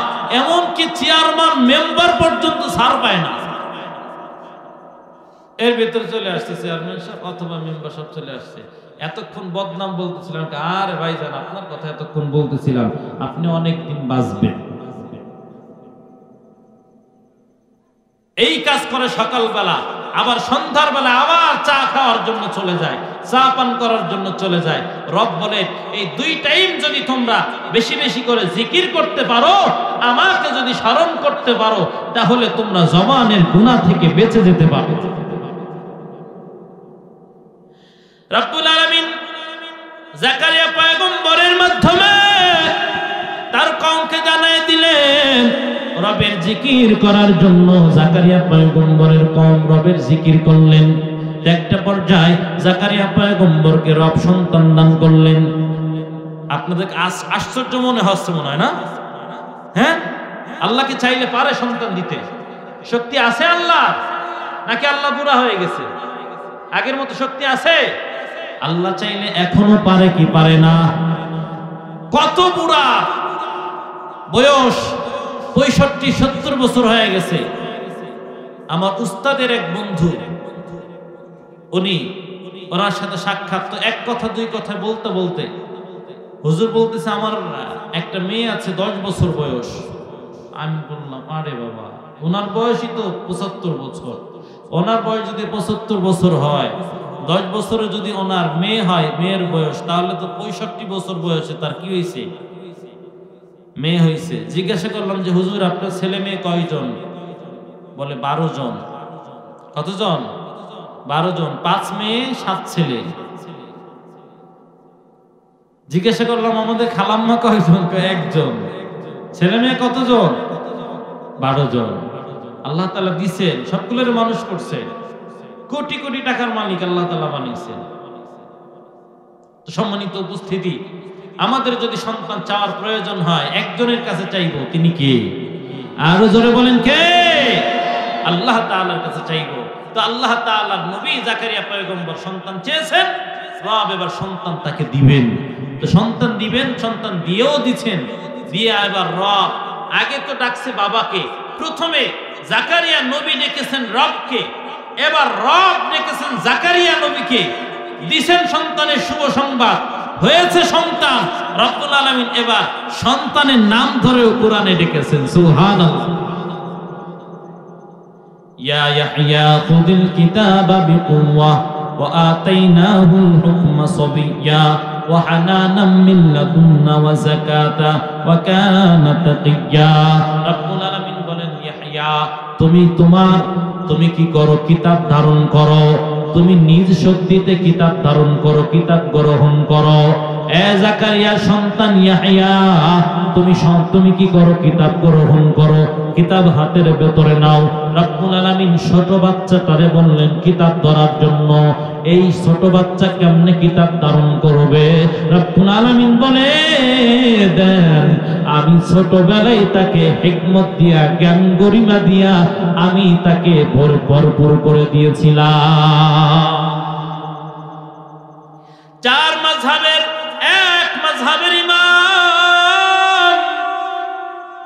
ইমাম শাফিঈ রাহমাতুল্লাহ আলাইহি, ওনার মায়ের কাছে একজন আসছে, 2 জন মহিলা আসছে, একটা বাক্স নিয়ে, একটা ট্রাঙ্ক নিয়ে, একটা সুটকেস নিয়ে আসছে। এসে বলে এটা রেখে দিলাম, আমরা 2 জন আসলে ফিরাইয়া দিবেন, যে কোনো একজন আসলে দিবেন না। পরদিন ওই 2 জনের একজন মহিলা বলল সেই বোনটা মারা গেছে, বাক্সটা আমার হাতে দিয়ে দেন। দিয়ে দিছে। পরদিন যার মৃত্যু সংবাদ বলেছিল সে এসে বলতেছে আমার ট্রাঙ্ক দেন, আমার বাক্সটা দেন। বলে আপনার মৃত্যুর কথা বলে তো সে বাক্সটা নিয়ে গেছে, এখন আমি কি করব? রব্বুল আলামিনের গোলাম ইমাম শাফিঈর বয়স তখন 8 বছর। মা কান্না করে ডাক দিয়ে কয়, মা আপনি কেন কাঁদেন? বলে আমি তো বড় বিপদে পড়ে গেছি এই বাক্সটা নিয়ে। বলে সমস্যা নাই, ওই মহিলাটারে আমার কাছে পাঠাইয়া দেন, আমি তাকে তার বাক্সটা বুঝে দিব। বলে কেমনে দিবা? বলে মা তোমার টেনশন করা লাগবে না, আমি বুঝে দিব। কেমনে দিবা? ডাক দিয়ে কয় ওই মহিলাটাকে আমার কাছে পাঠায়া দেন। মহিলারে যখন নিয়ে গেছেন, ডাক দিয়ে কয় মা গো, আপনারা 2 জন আমার মায়ের কাছে বাক্সটা রেখে দিয়েছিলেন, বাক্সটা আমার কাছে আছে, আপনারা 2 জন মিলিয়া আসেন, আপনাদের বাক্স দেওয়া হবে। ওই মহিলা লজ্জায় বাড়ি চলে গেছে, আর আসে নাই। ইমাম শাফিঈর উদ্দেশ্য, যদি এই মহিলা 2 জনে মিলে আসে তাহলে চোর ধরা পড়ে যাবে, তাহলে বিচার করে 2 জনের হাতেই বাক্স তুলে দেওয়া হবে। ওই মহিলা লজ্জায় আর কোনোদিন চাওয়ার জন্য আসে নাই। সুবহানাল্লাহ। রবের পক্ষ থেকে যদি রব জ্ঞান গরিমা দিয়ে দেন, তাহলে জ্ঞান দ্বারা অনেক সময় মানুষের বিচার কার্য পরিচালনা করা যায়, সঠিক সমাধান দেওয়া যায়। আলী রাদিয়াল্লাহু তাআলা আনহুর জামানায় দুইজন বন্ধু একই সাথে খানা খাওয়ার জন্য বসছে। রুটি, একজনের রুটি 3টা, আর একজনের রুটি 5টা। এই 3 রুটি আর 5 রুটি মোট 8 রুটি নিয়ে দুইজনে নাস্তা করতে বসছে। এর ভেতরে আসছে আগন্তুক এক ভদ্রলোক, তাকে ডেকে বসাইছেন খানা খাওয়ানোর জন্য। তিনি খানা খাইতে বসছেন। খানা খাওয়া শেষ করিয়া এবার যখন উঠে চলে যাবেন 8 দিরহাম দিয়া চলে গেলেন রওনা হয়া। এবারে 8 দিরহাম ভাগাভাগি করা নিয়ে ঝামেলা শুরু হয়ে গেছে। একজন যার 5 রুটি সে 5 টাকা নিয়া 5 দিরহাম নিয়া 3 রুটিওয়ালাকে বলে, বন্ধু তুমি 3 টাকা নিয়ে চলে যাও, আমার রুটি 5টা নিলাম 5 টাকা, তোমার রুটি 3টা তোমাকে দিয়ে দিলাম 3 টাকা। কই না না, যতক্ষণ পর্যন্ত ইনসাফ ভিত্তিক বিচার না হবে ততক্ষণ পর্যন্ত আমি দাবি ছাড়ব না, আমি টাকা গ্রহণ করব না। রাসূল বান্দা ছাড়ে না। দুইজনে মিলা আলী কাররামাল্লাহু ওয়াজহুর কাছে চলে গেছেন। আলী ডাক নিয়ে কয়, ও 5 রুটিওয়ালা তুমি কয় টাকা নিয়েছো? বলে হুজুর আমি 5 টাকা নিয়েছি। 3 রুটিওয়ালা তোমারে কয় টাকা 5 রুটিওয়ালা দিয়েছে? বলে 3 টাকা দিছে, তুমি কেন নাও না? বলে হুজুর নিব তো নিবই না, হুজুর যতক্ষণ পর্যন্ত ইনসাফ না হবে, ন্যায় বিচার না হবে ততক্ষণ পর্যন্ত আমি টাকা ধরবো না, টাকা হাতে নিব না। বলে আমি তোমারে অনুরোধ করে বলি টাকা হাতে নাও। বলে যদি অনুরোধ করেন তাহলে আপনার কাছে কেন আসলাম? আমি তো টাকা বেশি পাবো এজন্য আপনার কাছে আসছি। আলী রাদিয়াল্লাহু তাআলা আনহু ডাক দিয়ে কয়, রে যুবক, তুমি যদি ইনসাফ ভিত্তিক বিচার করতে বলো, আমি যদি ইনসাফ ভিত্তিক বিচার করি তাহলে টাকা পাইবা মাত্র 1 টাকা। কয় টাকা? এখন কয় বলেন কি, পাগল হয়ে গেছেন নাকি? 3 টাকাই দিচ্ছিল সে, আমি নিলাম না, আর এখন আপনার কাছে আসছি বাড়াবার জন্য, আপনি এখন কমায় 1 টাকাই পাবা, এটাই ইনসাফ। কেমনে বুঝায় দেয়? আলী রাদিয়াল্লাহু তাআলা আনহুর ব্যাপারে নবী বলেন, আনা মাদিনাতুল ইলম ওয়া আলিকুম বাবুহা, আমি হলাম ইলমের শহর, আর এই শহরের প্রবেশ পথ হলো, গেট হলো, দরজা হলো আলী। আলী রাদিয়াল্লাহু তাআলা আনহু বলে, যুবক তুমি পাইবা মাত্র 1 টাকা। বলে কেমনে 1 টাকা পাবো, বুঝাইয়া দেন। আলী রাদিয়াল্লাহু তাআলা আনহু বলে, যুবক রুটি মোট কয়টা? বলে 8টা। খেয়েছো কয়জনে? বলে 3 জনে। বলে তাহলে 8টা রুটি কয়টা ভাগ হইছে বলো? বলে যেহেতু 3 জনে খেয়েছি, 8টা রুটি আমরা যেহেতু খেয়েছি, তো 3 জনেই তো একটা রুটি খেয়েছি একসাথে, তো রুটি তো ভাগ হয়ে গেছে 24টা ভাগ। বলে এটা কি বুঝছো? বলে হ্যাঁ হুজুর বুঝছি। বলে তোমার রুটি কয়টা? বলে আমার রুটি 3টা। খেয়েছো কয়জনে মিলে? বলে 3 জনে মিলে। তো একটা রুটি যদি 3টা ভাগ হয়, হইছে তোমার 3টা রুটি কয় ভাগ? বলে 9 ভাগ। তার রুটি কয় ভাগ? বলে তার রুটি 5টা। এই 5টা খেয়েছি 3 জনে, 3 5 15 ভাগ। সে খেয়েছে কত ভাগ? তুমি খেয়েছো কত ভাগ? বলে আমিও 8 ভাগ, ওই বেদুইন মুসাফিরও 8 ভাগ, আমার ওই বন্ধু 5 রুটিওয়ালাও 8 ভাগ।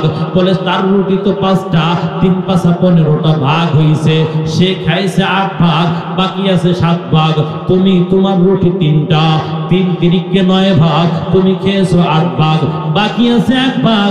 তোমার এই ভাগ ওই বেদুইন খেয়েছে, তুমি পাইবা 1 টাকা, ওই ব্যক্তি পাবে 7 টাকা। যুবক এই 1 টাকা পাইও খুশি, কারণ বিচার হয়েছে ইনসাফ ভিত্তিক বিচার। জাকারিয়া পয়গম্বরকে রব্বুল আলামিন সন্তান দান করেছেন, ওই সন্তানটাকে রব্বুল আলামিন জ্ঞান গরিমা দিয়ে ভরপুর করে দিয়েছেন। রব্বুল আলামিন তাকে বড় জ্ঞানী করেছেন। যে জ্ঞানী হয় সে ছোটবেলা থেকেই জ্ঞানী হয়। ছোটবেলা থেকেই মানুষেরকে যে নেতৃত্ব দেওয়ার মতো যোগ্যতা রব্বুল আলামিন যে নেতৃত্ব দিবেন, ছোটবেলা থেকেই তাকে নেতৃত্বের একটা ভাব তার ভেতরে দান করেন, ঠিক কিনা? যে নেতৃত্ব দান করবেন ও ছোটবেলা থেকেই ওর নেতা নেতা একটা ভাব থেকে যায়। যে দানবীর হবে সে ছোটবেলা থেকেই তার দানবীর একটা ভাব, দাতা একটা ভাব তার ভেতরে ছোটবেলা থেকেই কাজ করে। দাউদ আলাইহিস সালামের জামানায় 4 জন যুবক এক মেয়েকে অফার করছে, এই মেয়ে আমাদের 4 জনের সাথে তুমি জেনা করবে, বিনিময়ে তোমাকে টাকা দেওয়া হবে। মেয়ে রাজি হয় না। রাজি হবি না? দাঁড়া। নিয়ে গেছে দাউদ আলাইহিস সালামের কাছে। দাউদ নবী ডাক দিয়া কয়, কি সমস্যা? হুজুর, এই মেয়েটা কুকুরের সাথে জেনা করে। নাউজুবিল্লাহ পড়ে। তোমরা কি দেখছো? কয় হ্যাঁ, আমরা সবাই সাক্ষী, 4 জনেই সাক্ষী। কয় হ্যাঁ। তো জেনার 4 জন সাক্ষী হলে বিচার কার্যকর। 100টা বেত্রা খাত মারো, নিয়ে যাও খোলা ময়দানে। এখন মেয়েটা কাঁদে। সুলাইমান নবী ছোট। সুলাইমান নবী বলে, এই মেয়ে কাঁদো কেন? কয় তোমার বাবা বিচার করছে, বেইনসাফি বিচার। হাসরের ময়দানে রবের আদালতে তোমার বাবাও আসামির কান করে দাঁড়াতে হবে। তোমার বাবা বেইনসাফ করেছে, আমার উপরে জুলুম করেছে। কেমনে? বলে, ওরা আমার নামে মিথ্যা তুহমাত দিয়েছে, আমি জানা করিনি। ওরা আমাকে মিথ্যা তুহমাত দিয়ে, মিথ্যা সাক্ষী দিয়ে আমাকে আজ আঘাতপ্রাপ্ত আসামি বানিয়ে দিয়েছে। ঠিক আছে চলো, এই যুবকরা চল বাবার কাছে যাই। ডাইরেক্ট হিট করছে, আব্বা জান এই মেয়েটার বিচার করছেন আপনি? কয় হ্যাঁ। এই বিচার হয় নাই, আমার আদালতে আপিল করছে, আবার বিচার হবে। সুবহানাল্লাহ পড়ে। ছেলে বলতেছে আবার বিচার হবে, কোনো আপত্তি নাই। তুমি আমার ছেলে, আমাকে যদি সহযোগিতা করো আমি খুশি, আমি আনন্দিত, সমস্যা নাই। আব্বা সমস্যা আছে একটা। কি? আপনার রাজ সিংহাসনে বসতে দিতে হবে আমাকে। ঠিক আছে বসো। সিংহাসনে বসে বলে, এই মেয়ে বিবাদী কই? আসছে। তুমি কি জেনা করছো? কুকুরের সাথে খানা খাও, কুকুর নিয়ে ঘুমায়া থাকো, কুকুরের গোসল করায়া দাও, কুকুরের সাথে জেনা করো। কথা কি সত্য না মিথ্যা? কয় সম্পূর্ণ মিথ্যা। 4 জন সাক্ষী আসো, বাদীরা আসো। এই মেয়েটা যে কুকুরের সাথে জেনা করে তোমরা কি দেখেছো? কয় হ্যাঁ, আমরা চাক্ষুষ প্রমাণ, জেনা করে। আচ্ছা বিচার হবে। 4 জন লোক সেট করে দিছে, একটারে ওই কর্নারে নিয়ে যাও, আরেকটারে ওই কর্নারে, একটারে এই পাশে, আরেকটারে ওই পাশে। এই বলো, এই মেয়েটা কি কুকুরের সাথে জেনা করে? হ্যাঁ করে। দেখছো তুমি? কয় হ্যাঁ দেখছি। নিজের চোখে? কয় হ্যাঁ। কুকুরের সাথে করে তো? কয় হ্যাঁ। রং কি? কয় পুরা সাদা। ওই পাশেরটার কাছে গিয়ে বলতেছে, এই মেয়েটা যে কুকুরের সাথে জেনা করে তুমি জানো? কয় হ্যাঁ জানি। দেখেছো? কয় হ্যাঁ। নিজে চোখে? কয় হ্যাঁ। কুকুরের কালার কি? কয় পুরা কালা।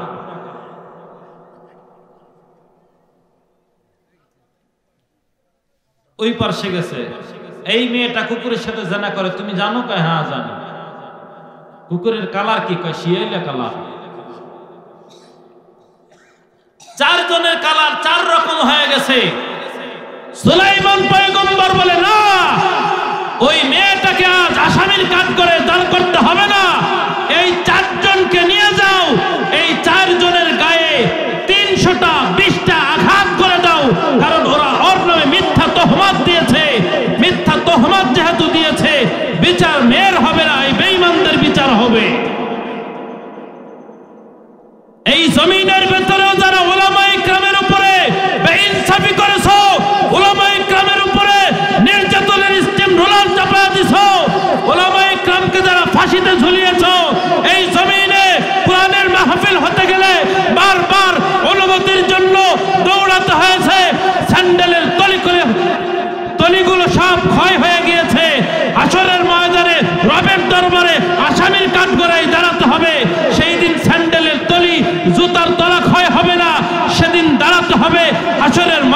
হবে তামার ময়দান, সেদিন দাঁড়াইতে পারবা না এক বাহাদুরও, ঠিক কিনা বল? ওই দিনের কথা স্মরণ করো, যেই দিন রবের সামনে দাঁড়াইতে হবে। আবার ভবিষ্যতেও কেউ যেন চিন্তা করেন না কোরআনের মাহফিলে খালি বাধা দিন। খবরদার, যে যে দল করেন করেন, যে যে মতের আছে থাকেন,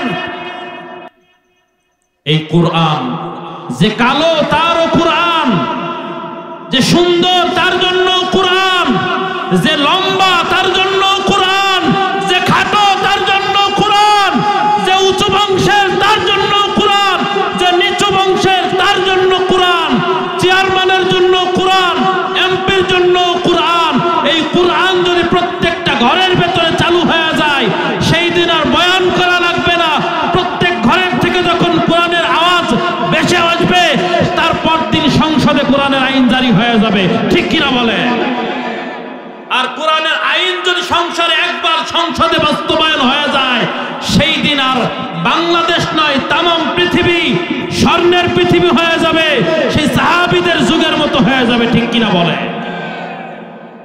কোরআনের কাছে ফিরে আসতে চায় না, কোরআন মানতে মন চায় না, নামাজ পড়তে মন চায় না। এরে নবীর উম্মতের দল, যুবক ভাই, ও বৃদ্ধ বাবা, ও পর্দার অন্তরালের মা বোনেরা, জাকারিয়া পয়গম্বর রবের কাছে কান্নাকাটি করেছেন, রব সন্তান দিয়েছেন। যদি রব বন্দা বিবিরে সন্তান দিতে পারে, বুড়া তারে যদি রব সন্তান দান করতে পারেন, আপনি আমি জীবনে কত গুনাহ করেছি, কত অন্যায় করেছি, কত অপরাধ করেছি, রবের দরবারে যদি একটু কাঁদতে পারি, রবের দরবারে যদি একটু ক্ষমা চাইতে পারি, রবের কাছে যদি অনুনয় করে বিনয় করে কান্নাকাটি করতে পারি, রব মনে হয় আপনার জন্য আমার জন্য জান্নাতের তালা খুলতে পারে না। আরে রব্বুল আলামিন বলেন, লা তাকনাতু মির রাহমাতিল্লাহ, ইন্নাল্লাহা ইয়াগফিরুয যুনুবা জামিআ। রব্বুল আলামিন বলেন, আমার রহমত থেকে কেউ নৈরাশ হও না, আমার রহমত থেকে কেউ ফিরে যাও না, আমার কাছে চাও, কত গুনাহ করেছো, আমি রব তোমার জিন্দেগির গুনাহ সব ক্ষমা করে দিব। আল্লাহর একজন গোলাম, হিন্দু মানুষ, মেয়ের পেটের ভেতরে কঠিন ব্যথা, যন্ত্রণায় মেয়ে ঘুমাইতে পারে না, মাসের পর মাস, বছরের পর বছর চলে গেল, মন্দিরের ভেতরে গিয়া মনসা দেবীর সামনে হাত দুটো নত করে দিয়া বলে, ও মনসা দেবী, ও শীতলা দেবী, ও সরস্বতী, ও কালী দেবী, মেয়ের পেটের ব্যথা ভালো করে দাও। হয় না মেয়ের পেটের ব্যথা ভালো, যন্ত্রণা কমে না, মূর্তিগুলোরে বের করে আছাড় দিয়া দিয়া ভেঙ্গে ফেলেছে, আঘাত করে করে টুকরা টুকরা করে ফেলেছে, আর বলেছে না, এরা কেউ আমার সহযোগিতা করতে পারবে না, কেউ আমাকে উপকার করতে পারবে না, আমাকে ফিরে যেতে হবে তার কাছে। বলে সে কে? বলে কুল হুয়াল্লাহু আহাদ। তার কাছে ফিরে যেতে হবে যেই মালিক নিজেই বলেছেন, আমি আল্লাহ একজন, আমি আল্লাহ একক, আল্লাহুস সামাদ, আমি আল্লাহ বেনিয়াজ, আমি আল্লাহ বেমুখাফেক্কি, আমি আল্লাহ কারো কাছে ধরা না, আমি রব কারো কাছে ঠেকা না। লাম ইয়ালিদ ওয়া লাম ইউলাদ, যেই রব বলেন আমি কাউকে জন্ম দেই নাই, আমাকেও কেউ জন্ম দেয় নাই, যেই রব বলেছেন ওয়া লাম ইয়াকুল্লাহু কুফুয়ান আহাদ, ওই রবের কাছে ফিরে যেতে হবে। কেমনে ফিরে যাব রবের কাছে? কেমনে রবের কাছে ক্ষমা চাইব? বান্দা বলে, দিনের বেলায় তো মসজিদে যাওয়া যাবে না, রাতের বেলায় মসজিদে যেতে হবে, কারণ দিনের বেলায় গেলে ইমানদারেরা মসজিদের থেকে ঘাট ধরে আমারে বের করে দিবে, রাতের বেলায় হিন্দু মানুষ হাত ধোয়, মুখ ধোয়, মাথা মাসে করতে পারে না, পানি দিয়ে মাথাও ধুইয়া ফেলে, আর ডাক দিয়া বলে, ওরে রব, মুমিনেরা যেইভাবে তোমারে ডাকে আমিও তোমারে সেইভাবে ডাকি, আমার মেয়ের পেটের ব্যথা ভালো করে দাও। আমার মেয়ের পেটের ব্যথা যদি ভালো না হয়, তাহলে আমি মনে করব মনসা দেবীর যেমন কোনো শক্তি নাই, শীতলা দেবীর কোনো শক্তি নাই, কালী দেবীর কোনো শক্তি নাই, আমি মনে করব তোমারও তেমন কোনো শক্তি নাই। রব, মেয়ের পেটের ব্যথা আজীবনের জন্য ভালো করে দাও, আমার মেয়েকে সুস্থতা দান করে দাও। রবের রবের কাছে কান্নাকাটি করতে করতে একটা সময় ওই বান্দা তার কানের ভেতরে আওয়াজ শুনতে পাইল, কে যেন ডাক দিয়া কয়, ওরে গোলাম, বাড়ির দরওয়াজায় ফিরে যাও, গিয়া দেখো তোমার মেয়ের পেটের ব্যথা আমি রব আজীবনের জন্য ভালো করে দিয়েছি, আজীবনের জন্য ভালো করে দিয়েছি, যাও যাও ফিরে যাও। বাড়ির ভেতরে ঢুকবেন, কলিং বেল চাপার সাথে সাথে দেখে দরজাটা কে যেন খুলে দিয়েছে। ভিতরে ঢুকে দেখে যে অসুস্থ মেয়ে কত মাসের পর মাস চলে গেল, উঠে দাঁড়াতে পারে না। ওই মেয়েটা দরওয়াজার ওই পাশে দাঁড়ানো, দরজাটা খুলে দিয়া আব্বাকে জড়ায়া ধরে বলে, বাবা কোন ডাক্তারের কাছে গিয়েছিলে বাবা বলো? যেই ডাক্তার আমাকে দেখে নাই, প্রেসক্রিপশন করে নাই, ওষুধ দেয় নাই, আমাকে স্যালাইন লাগায় নাই, আমার গায়ের ভেতরে ইনজেকশন দেয় নাই, আমি সুস্থ হয়ে গেলাম, চলো বাবা চলো, যতদিন বেঁচে থাকবো ওই ডাক্তারের গোলামি করব। বাবা মুখটা চেপে ধরে বলে, মা খবরদার ডাক্তার বলিও না, তুমি ডাক্তার বলিও না, যে তোমার পেটের ব্যথা ভালো করে দিয়েছেন তিনি আর কেউ না, তিনি তোমার আমার রব আল্লাহ। যদি আল্লাহর গোলামি করতে চাও মাগো, সকালবেলা চলো ইমাম সাহেবের কাছে গিয়া কালিমা পড়ে মুসলমান হইয়া রবের কুদরতি কদমে সাজদা দিয়া জীবনটারে অতিবাহিত করে ফেলবো। এরে নবীর উম্মতের দল, যেই রব এত কিছু পারে ওই রবের কাছে আপনি কেন আসবেন না? আমি কেন আসবো না? রবের গোলামি কেন করব না? ও আমার ভাই, ও আমার বাবা, ও আমার পর্দার আলের মা বোনেরা, অল্প সময়ের ভেতর আমি শেষ করে দিব, আর বেশি কষ্ট আপনাদেরকে দিব না। যেই রব মায়ের পেটের ভেতরে আপন ছিল, পরেও আপন ছিল, এখনো আপন আছে, ভবিষ্যতে ওই রব আপন থাকবে। এই দুনিয়ার মানুষ যখন স্বার্থের ব্যাঘাত ঘটে যায়, একজন আর একজনের পর হয়ে যায়। কত আপন ভাই, আপন ভাইয়ের নামে আপন ভাই টাকা নিয়েছে 40,000 টাকা, 40 লক্ষ টাকা চেকের মামলা দিয়েছে, ভাইয়ের নামে মামলা হয়ে গেছে, ভাই আসামি হয়ে গেছে, ভাইয়ের নামে সাজা পর্যন্ত হয়ে গেছে। কত ভাই 1 বছর 2 বছর সাজা খেটে জেলখানার থেকে বের হয়ে গেছে। কত ভাইকে শুধু শুধু মিথ্যা মামলা দিয়ে জেলখানার ভেতরে পাঠায়া দিয়েছে। কত বিবি শুধু শুধু যৌতুকের মামলা, নারী নির্যাতনের মামলা দিয়া কত ভাইকে জেলখানার ভেতরে ঢুকায়া দিছে। এক ভাইকে জিজ্ঞাসা করলাম, ভাই তুমি কেন জেলখানার ভেতরে আসছো? আর একজন কই, হুজুর জানেন না, ওর বাবাকে ঘুমের ঔষধ খাওয়াইয়া ওর বাবাকে রাতের বেলায় নিজে হাত দিয়ে নিজের বাবার গলা কেটেছে, জেলখানার মেহমান হয়ে গেছে। আমি বললাম, ও ভাই তুমি কেন জেলখানার মেহমান? ডাক দিয়া কই, হুজুর আমি কেন জেলখানার মেহমান জানেন নাকি? কেন বলো?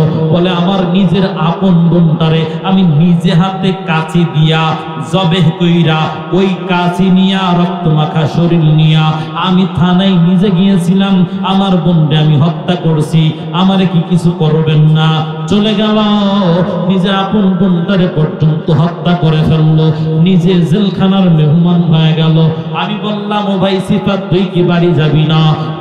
কই, হুজুর বাড়ি কেমনে যাব? আমার তো মনে হয় একবারে সাজাই হয়ে যাবে। শেষ পর্যন্ত একদিন হাসিতে আমারে জড়ায়া ধরছে। ডাক দিয়া বললাম, এত খুশি কেন? ডাক দিয়া কই, হুজুর জানেন না আমার আব্বা চোখের পানি ফেলে ফেলে কান্না করেছে, আর জজ সাহেবের বলেছে আমার ছেলে হত্যা করেনি, আমার ছেলের নামে শুধু শুধু মানুষ শুধু শুধু আমার সন্তানকে দোষারোপ করেছে। আমিও ভুল বুঝে মামলা দিয়েছি, আমি আপোষ করে নিতে চাই, আমার সন্তানকে আমি মুক্ত করতে চাই। জজ সাহেব বলে, ঠিক আছে, আপনি তো এখন আপোষনামা জমা দেননি, আপনি আপোষনামা দ্রুত জমা দিবেন। ওই সিফাত মুক্তি পেয়ে চলে গেল বাড়িতে। আরে নবীর উম্মতের দল, আর আরেকজন জেলখানার ভেতরে। ভাই আপনি কেন? বলে হুজুর আমার মাকে ঘুমের ওষুধ খাওয়াইয়া আমার ভাবি মেরে ফেলেছে। আমি কি করছি জানেন নাকি? বলে কি করছেন বলেন। রাতের বেলায় ভাবি ঘুমাইয়া আছে, ভাইজি ঘুমাইয়া আছে, পেটে তার বাচ্চা ভাবির। আমি কি করছি জানেন নাকি? দরজা আটকাইয়া কেরোসিন তেল ঢেলে দিয়ে আগুন ধরায় দিছি। ভাবিও পুড়ে গেছে, বেঁচে থাকা মেয়েটা মারা গেছে, পেটেরটাও মারা গেছে, জেলখানার মেহমান হয়ে গেছে। আরে নবীর উম্মত, এই দুনিয়া কেউ কিন্তু কারো আপন না। আমি আমার চাচাতো ভাই বাড়ির পাশে, ওর কোনো ছেলে মেয়ে হয় নাই, আমাদের থেকে 8-10 বছরের বয়সে বড়, ছেলে মেয়ে হয় নাই, মারা গেছে 5-6 মাস। এখন ভাবির চাহিদা কি? বলে ভাবি যদি নতুন জায়গায় বিবাহ দেওয়া হয় সে রাজি। তার মানে বোঝা গেল ভাই কবরে চলে গেছে, ভাবি এখন নতুন করে সংসার সাজাতে চাই। এরে নবীর উম্মতের দল, এই দুনিয়ায় কেউ কারো আপন না। সবাই সবার স্বার্থের জন্য একজন আর একজনের ভালোবাসে, একজন আর একজনের সাথে মুহাব্বত রাখে, একজন আর একজনের সাথে সম্পর্ক রাখে। কিন্তু শুনেন, সবাই আপনারে ভুলে যেতে পারে, আপনার মালিক আল্লাহ কিন্তু আপনারে ভুলবেন না। 2007 সালের দিকে ওই বরিশাল বরগুনাতে সিডর হলো, রাতের বেলায় কত মানুষ মারা গেল।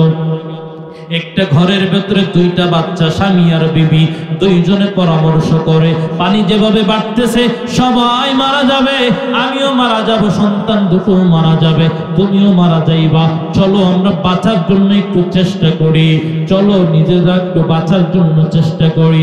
দুইজনে রওনা হয়ে গেল। একজনের কাছে বড় সন্তান, আর একজনের কাছে ছোট সন্তান। ছোট সন্তানটা বিবির কাছে, বড়টা স্বামীর কাছে। দুইজনে চলতে চলতে মহিলা মানুষ কিছু দূর গিয়া ডাক দিয়া কই, স্বামী আমি তো আমার পায়ের তলায় আর মাটি পাই না, তোমার সন্তান এটাও তুমি নাও, বাঁচার জন্য চেষ্টা করি আমি আমার মতো করে, তোমার সন্তান দুটো তুমি নাও। ওই গর্ভধারিণী মা বিপদে পড়ে সন্তানের এখন পর করে বাবার কাছে দিয়া দিল, অনার স্বামীর কাছে দিয়া দিল। কিছু দূর আগে গিয়া এবার ওই পুরুষটাও দেখে নিচের তলায় আর মাটি পায় না, পানির নিচের পায়ের তলায় আর মাটি পায় না, সাঁতারও কাটতে পারে না। দুইজনকে নিয়া বড় ছেলেটারে বলে, বাবা তুই সাঁতার কেটে একটু বাঁচার চেষ্টা কর। বড় ছেলেটা ডাক দিয়া কয়, আব্বু এই খুটখুটি অন্ধকার গভীর রজনীতে আমি কই যাব? আমি তো সাঁতার কাটতে জানি না, তুমি আমাকে ছেড়ে দিও না রে বাবা,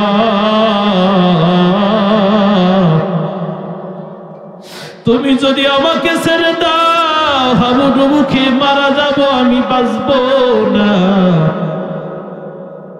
বাবা একটা পর্যায়ে সন্তানের চাই সন্তান যেন গলাটা ছেড়ে দেয়, ছোট মানুষ গলাটা আরো মজবুত করে ধরে।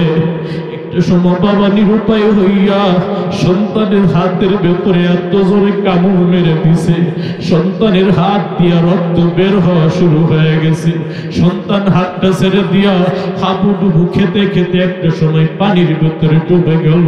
ছোট বাচ্চাটাকে, আব্বু বড় বাইরে সাইরে দিছো, আমাকে ছেড়ে দিও না, আমাকে ছাড়িও না রে বাবা, আমাকে ছাড়িও না। ওই ছোট বাচ্চাটারও একটা সময় ছেলে পানির ভেতরে ফেলে বাবা নিজে বাঁচার জন্য চেষ্টা করলো, বেঁচেও গেল। কয়েকদিন পর যখন লাশ উদ্ধার হয়, কত গাছের কিনারায় লাশ পাওয়া যায়, বাঁশ গাছের উপরে লাশ, নারকেল গাছের উপরে লাশ, একটা গাছের নিচে ছোট একটা বাচ্চার লাশ পড়ে আছে, ওকে দাফন করবে। এই জন্য মাথার উপর দিয়া একটা পাত্তা পড়ে গেছে, আবরণ পড়ে গেছে। মাথার উপরের কাদাগুলো ধুয়ে দেয়, চোখের কাদাগুলো ধুয়ে দেয়, কানের কাদাগুলো ধুয়ে দেয়, শরীরের কাদাগুলো যখন ধুয়ে দেয়, এরপরে শেষ পর্যন্ত মুখের ভেতরে আঙ্গুল দিয়া যখন কাদাগুলো বের করে দেয়, সাথে সাথে ওয়া ওয়া করে কান্না শুরু করে দিছে। আমার আল্লাহ দেখা দিলেন ওর মা ওরে ছেড়ে দিছে, বাবা ওকে ছেড়ে দিছে, আমি আল্লাহ ওরে ছাড়ি নাই। আমি আল্লাহ এই 3 দিন 3.5 দিন পর্যন্ত পানির ভেতরে বাঁচায়া রাখছি। এর নবীর উম্মতের দল, এই দুনিয়ার সামান্য পানি দেখা মা সন্তানের ভুলে যায়, বাবা সন্তানের ভুলে যায়। হাসরের ময়দানে এমন একটা অবস্থা হবে, আমার রব কোরআনের ভিতরে ডেকে ডেকে মানুষের চোখে আঙ্গুল দিয়া বুঝায়া দেন। রব বলেন ইয়াউমা ইয়াফিরুল মারউ মিন আখি ওয়া উম্মিহি ওয়া আবিহি ওয়া সাহিবাতিহি ওয়া বানিহি। রব্বুল আলামিন বলেন হাসরের ময়দানে এমন একটা অবস্থা হবে, ভাই ভাইকে দেখে পলায়ন করবে, বোন ভাইকে দেখে, ভাই বোনকে দেখে, মা বাবা সন্তানকে দেখে পলায়ন করতে থাকবে। এই অবস্থায় কেউ কাউকে পরিচয় দিতে চাইবে না। সবার অন্তরের ভেতরে একটাই ভয়, আমার কাছ থেকে যদি আমার ছোট ভাই নেকি নিয়ে যায় আর আমি যদি জাহান্নামী হয়ে যাই। ওই হাসরের ময়দানে সবাই সবার থেকে আলাদা হয়ে যাবে, ওই হাসরের ময়দানে সবাই সবার পর হয়ে যাবে। ওদিকে আমার মালিক রাগান্বিত আওয়াজ দিয়ে বারবার ডাকবেন, ওয়ামতাজুল ইয়াউমা আইয়ুহাল মুজরিমুন। বেনামাজি গুলো, বেরোজাদার গুলো সব আজকে আলাদা হয়ে যা, সব আজকে আলাদা হয়ে যা। নামাজি বেনামাজি এক জায়গায় বসিও না, রোজাদার বেরোজাদার এক জায়গায় বসিও না, সব আলাদা হয়ে যাও। আলাদা হইতে চাইবে না। সব মানুষগুলো হাসরের ময়দানে ওই সূর্যটা মাথার উপরে সেট করা হবে, সহ্য করতে না পারিয়া পয়গম্বর আদম নবীর কাছে চলে যাবেন, ডাক দিয়ে বলবেন আদি পিতা আদম, আপনি একটু সুপারিশ করেন, বিচার কার্য পরিচালনা রব যেন করে দেয়। রব যেন বিচার শেষ করে জান্নাতি হলে জান্নাতি হব, জাহান্নামী হলে জাহান্নামী হব। সূর্যের তাপ তো আর সহ্য করতে পারি না। সব নবীর কাছে যাবে, কোন নবী তাদেরকে পাত্তা দিবে না, জায়গা দিবে না।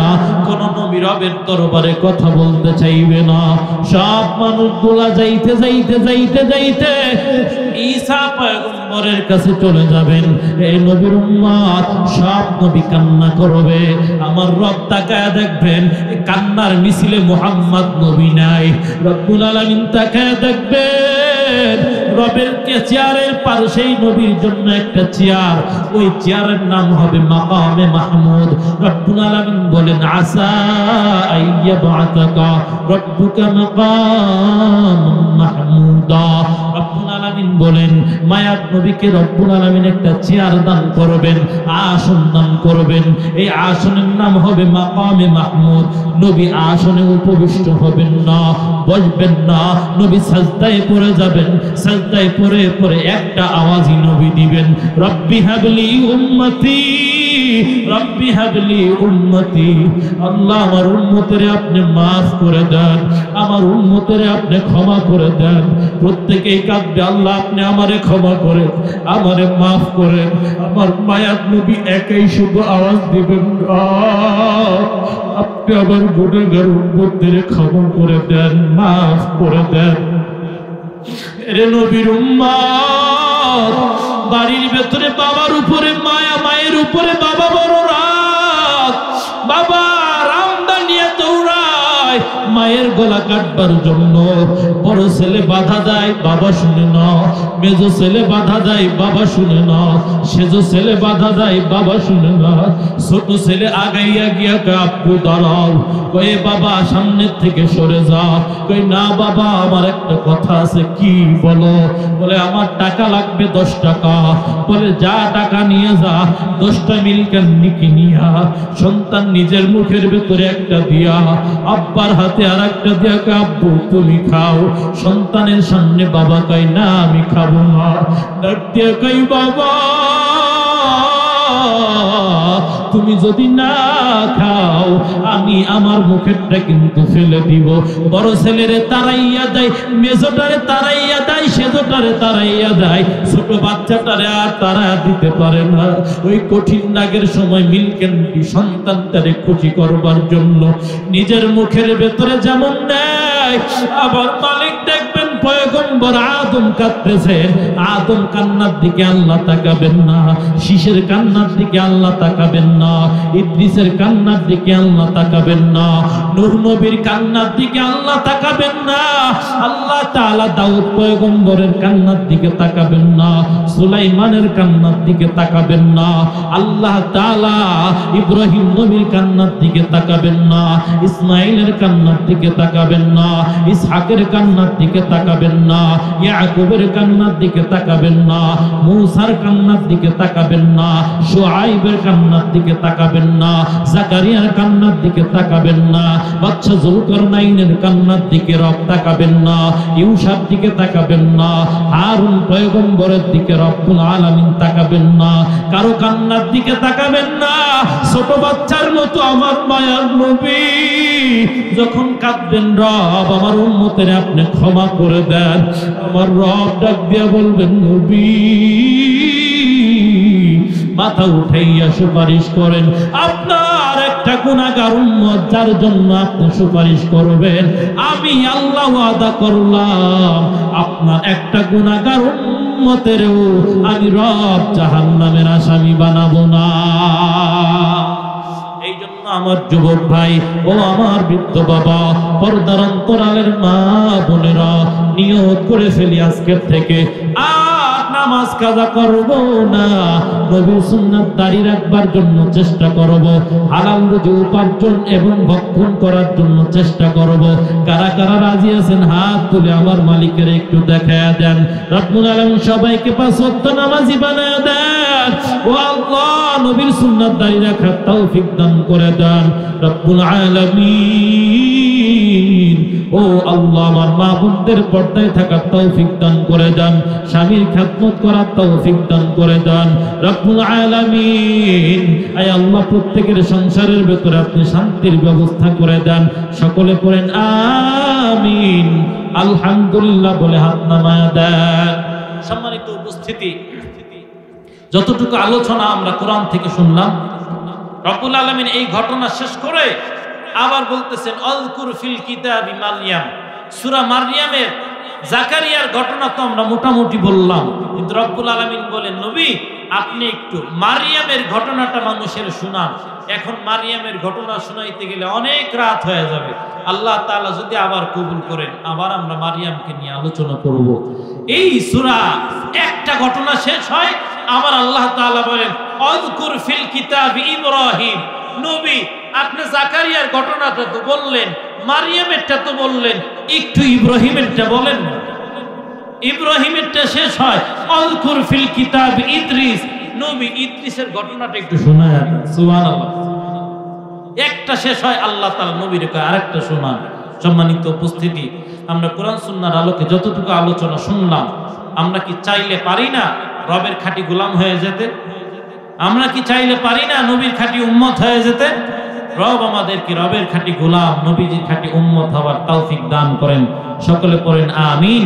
সম্মানিত উপস্থিতি, এই যে মসজিদ, নবীনগরের পাশে একটা মসজিদ আছে, সাবরা মসজিদ, জানেন?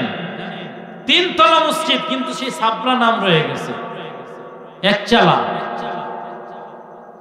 নাম রয়ে গেছে এখন, অথচ 3 তলা হয়ে গেছে। তো বাংলাদেশে এরকম মসজিদ নেই কোথাও। আমার মনে হয় আগামীতে যদি আসি কখনো, তাহলে মসজিদ যেন আরো ভালো হয়, আরো উন্নতি হয় মসজিদের, সেই ব্যাপারে আমরা সবাই চেষ্টা করব। পারবো না ইনশাআল্লাহ? আল্লাহ তাআলা তৌফিক দান করুন। সকলে পড়েন আমিন।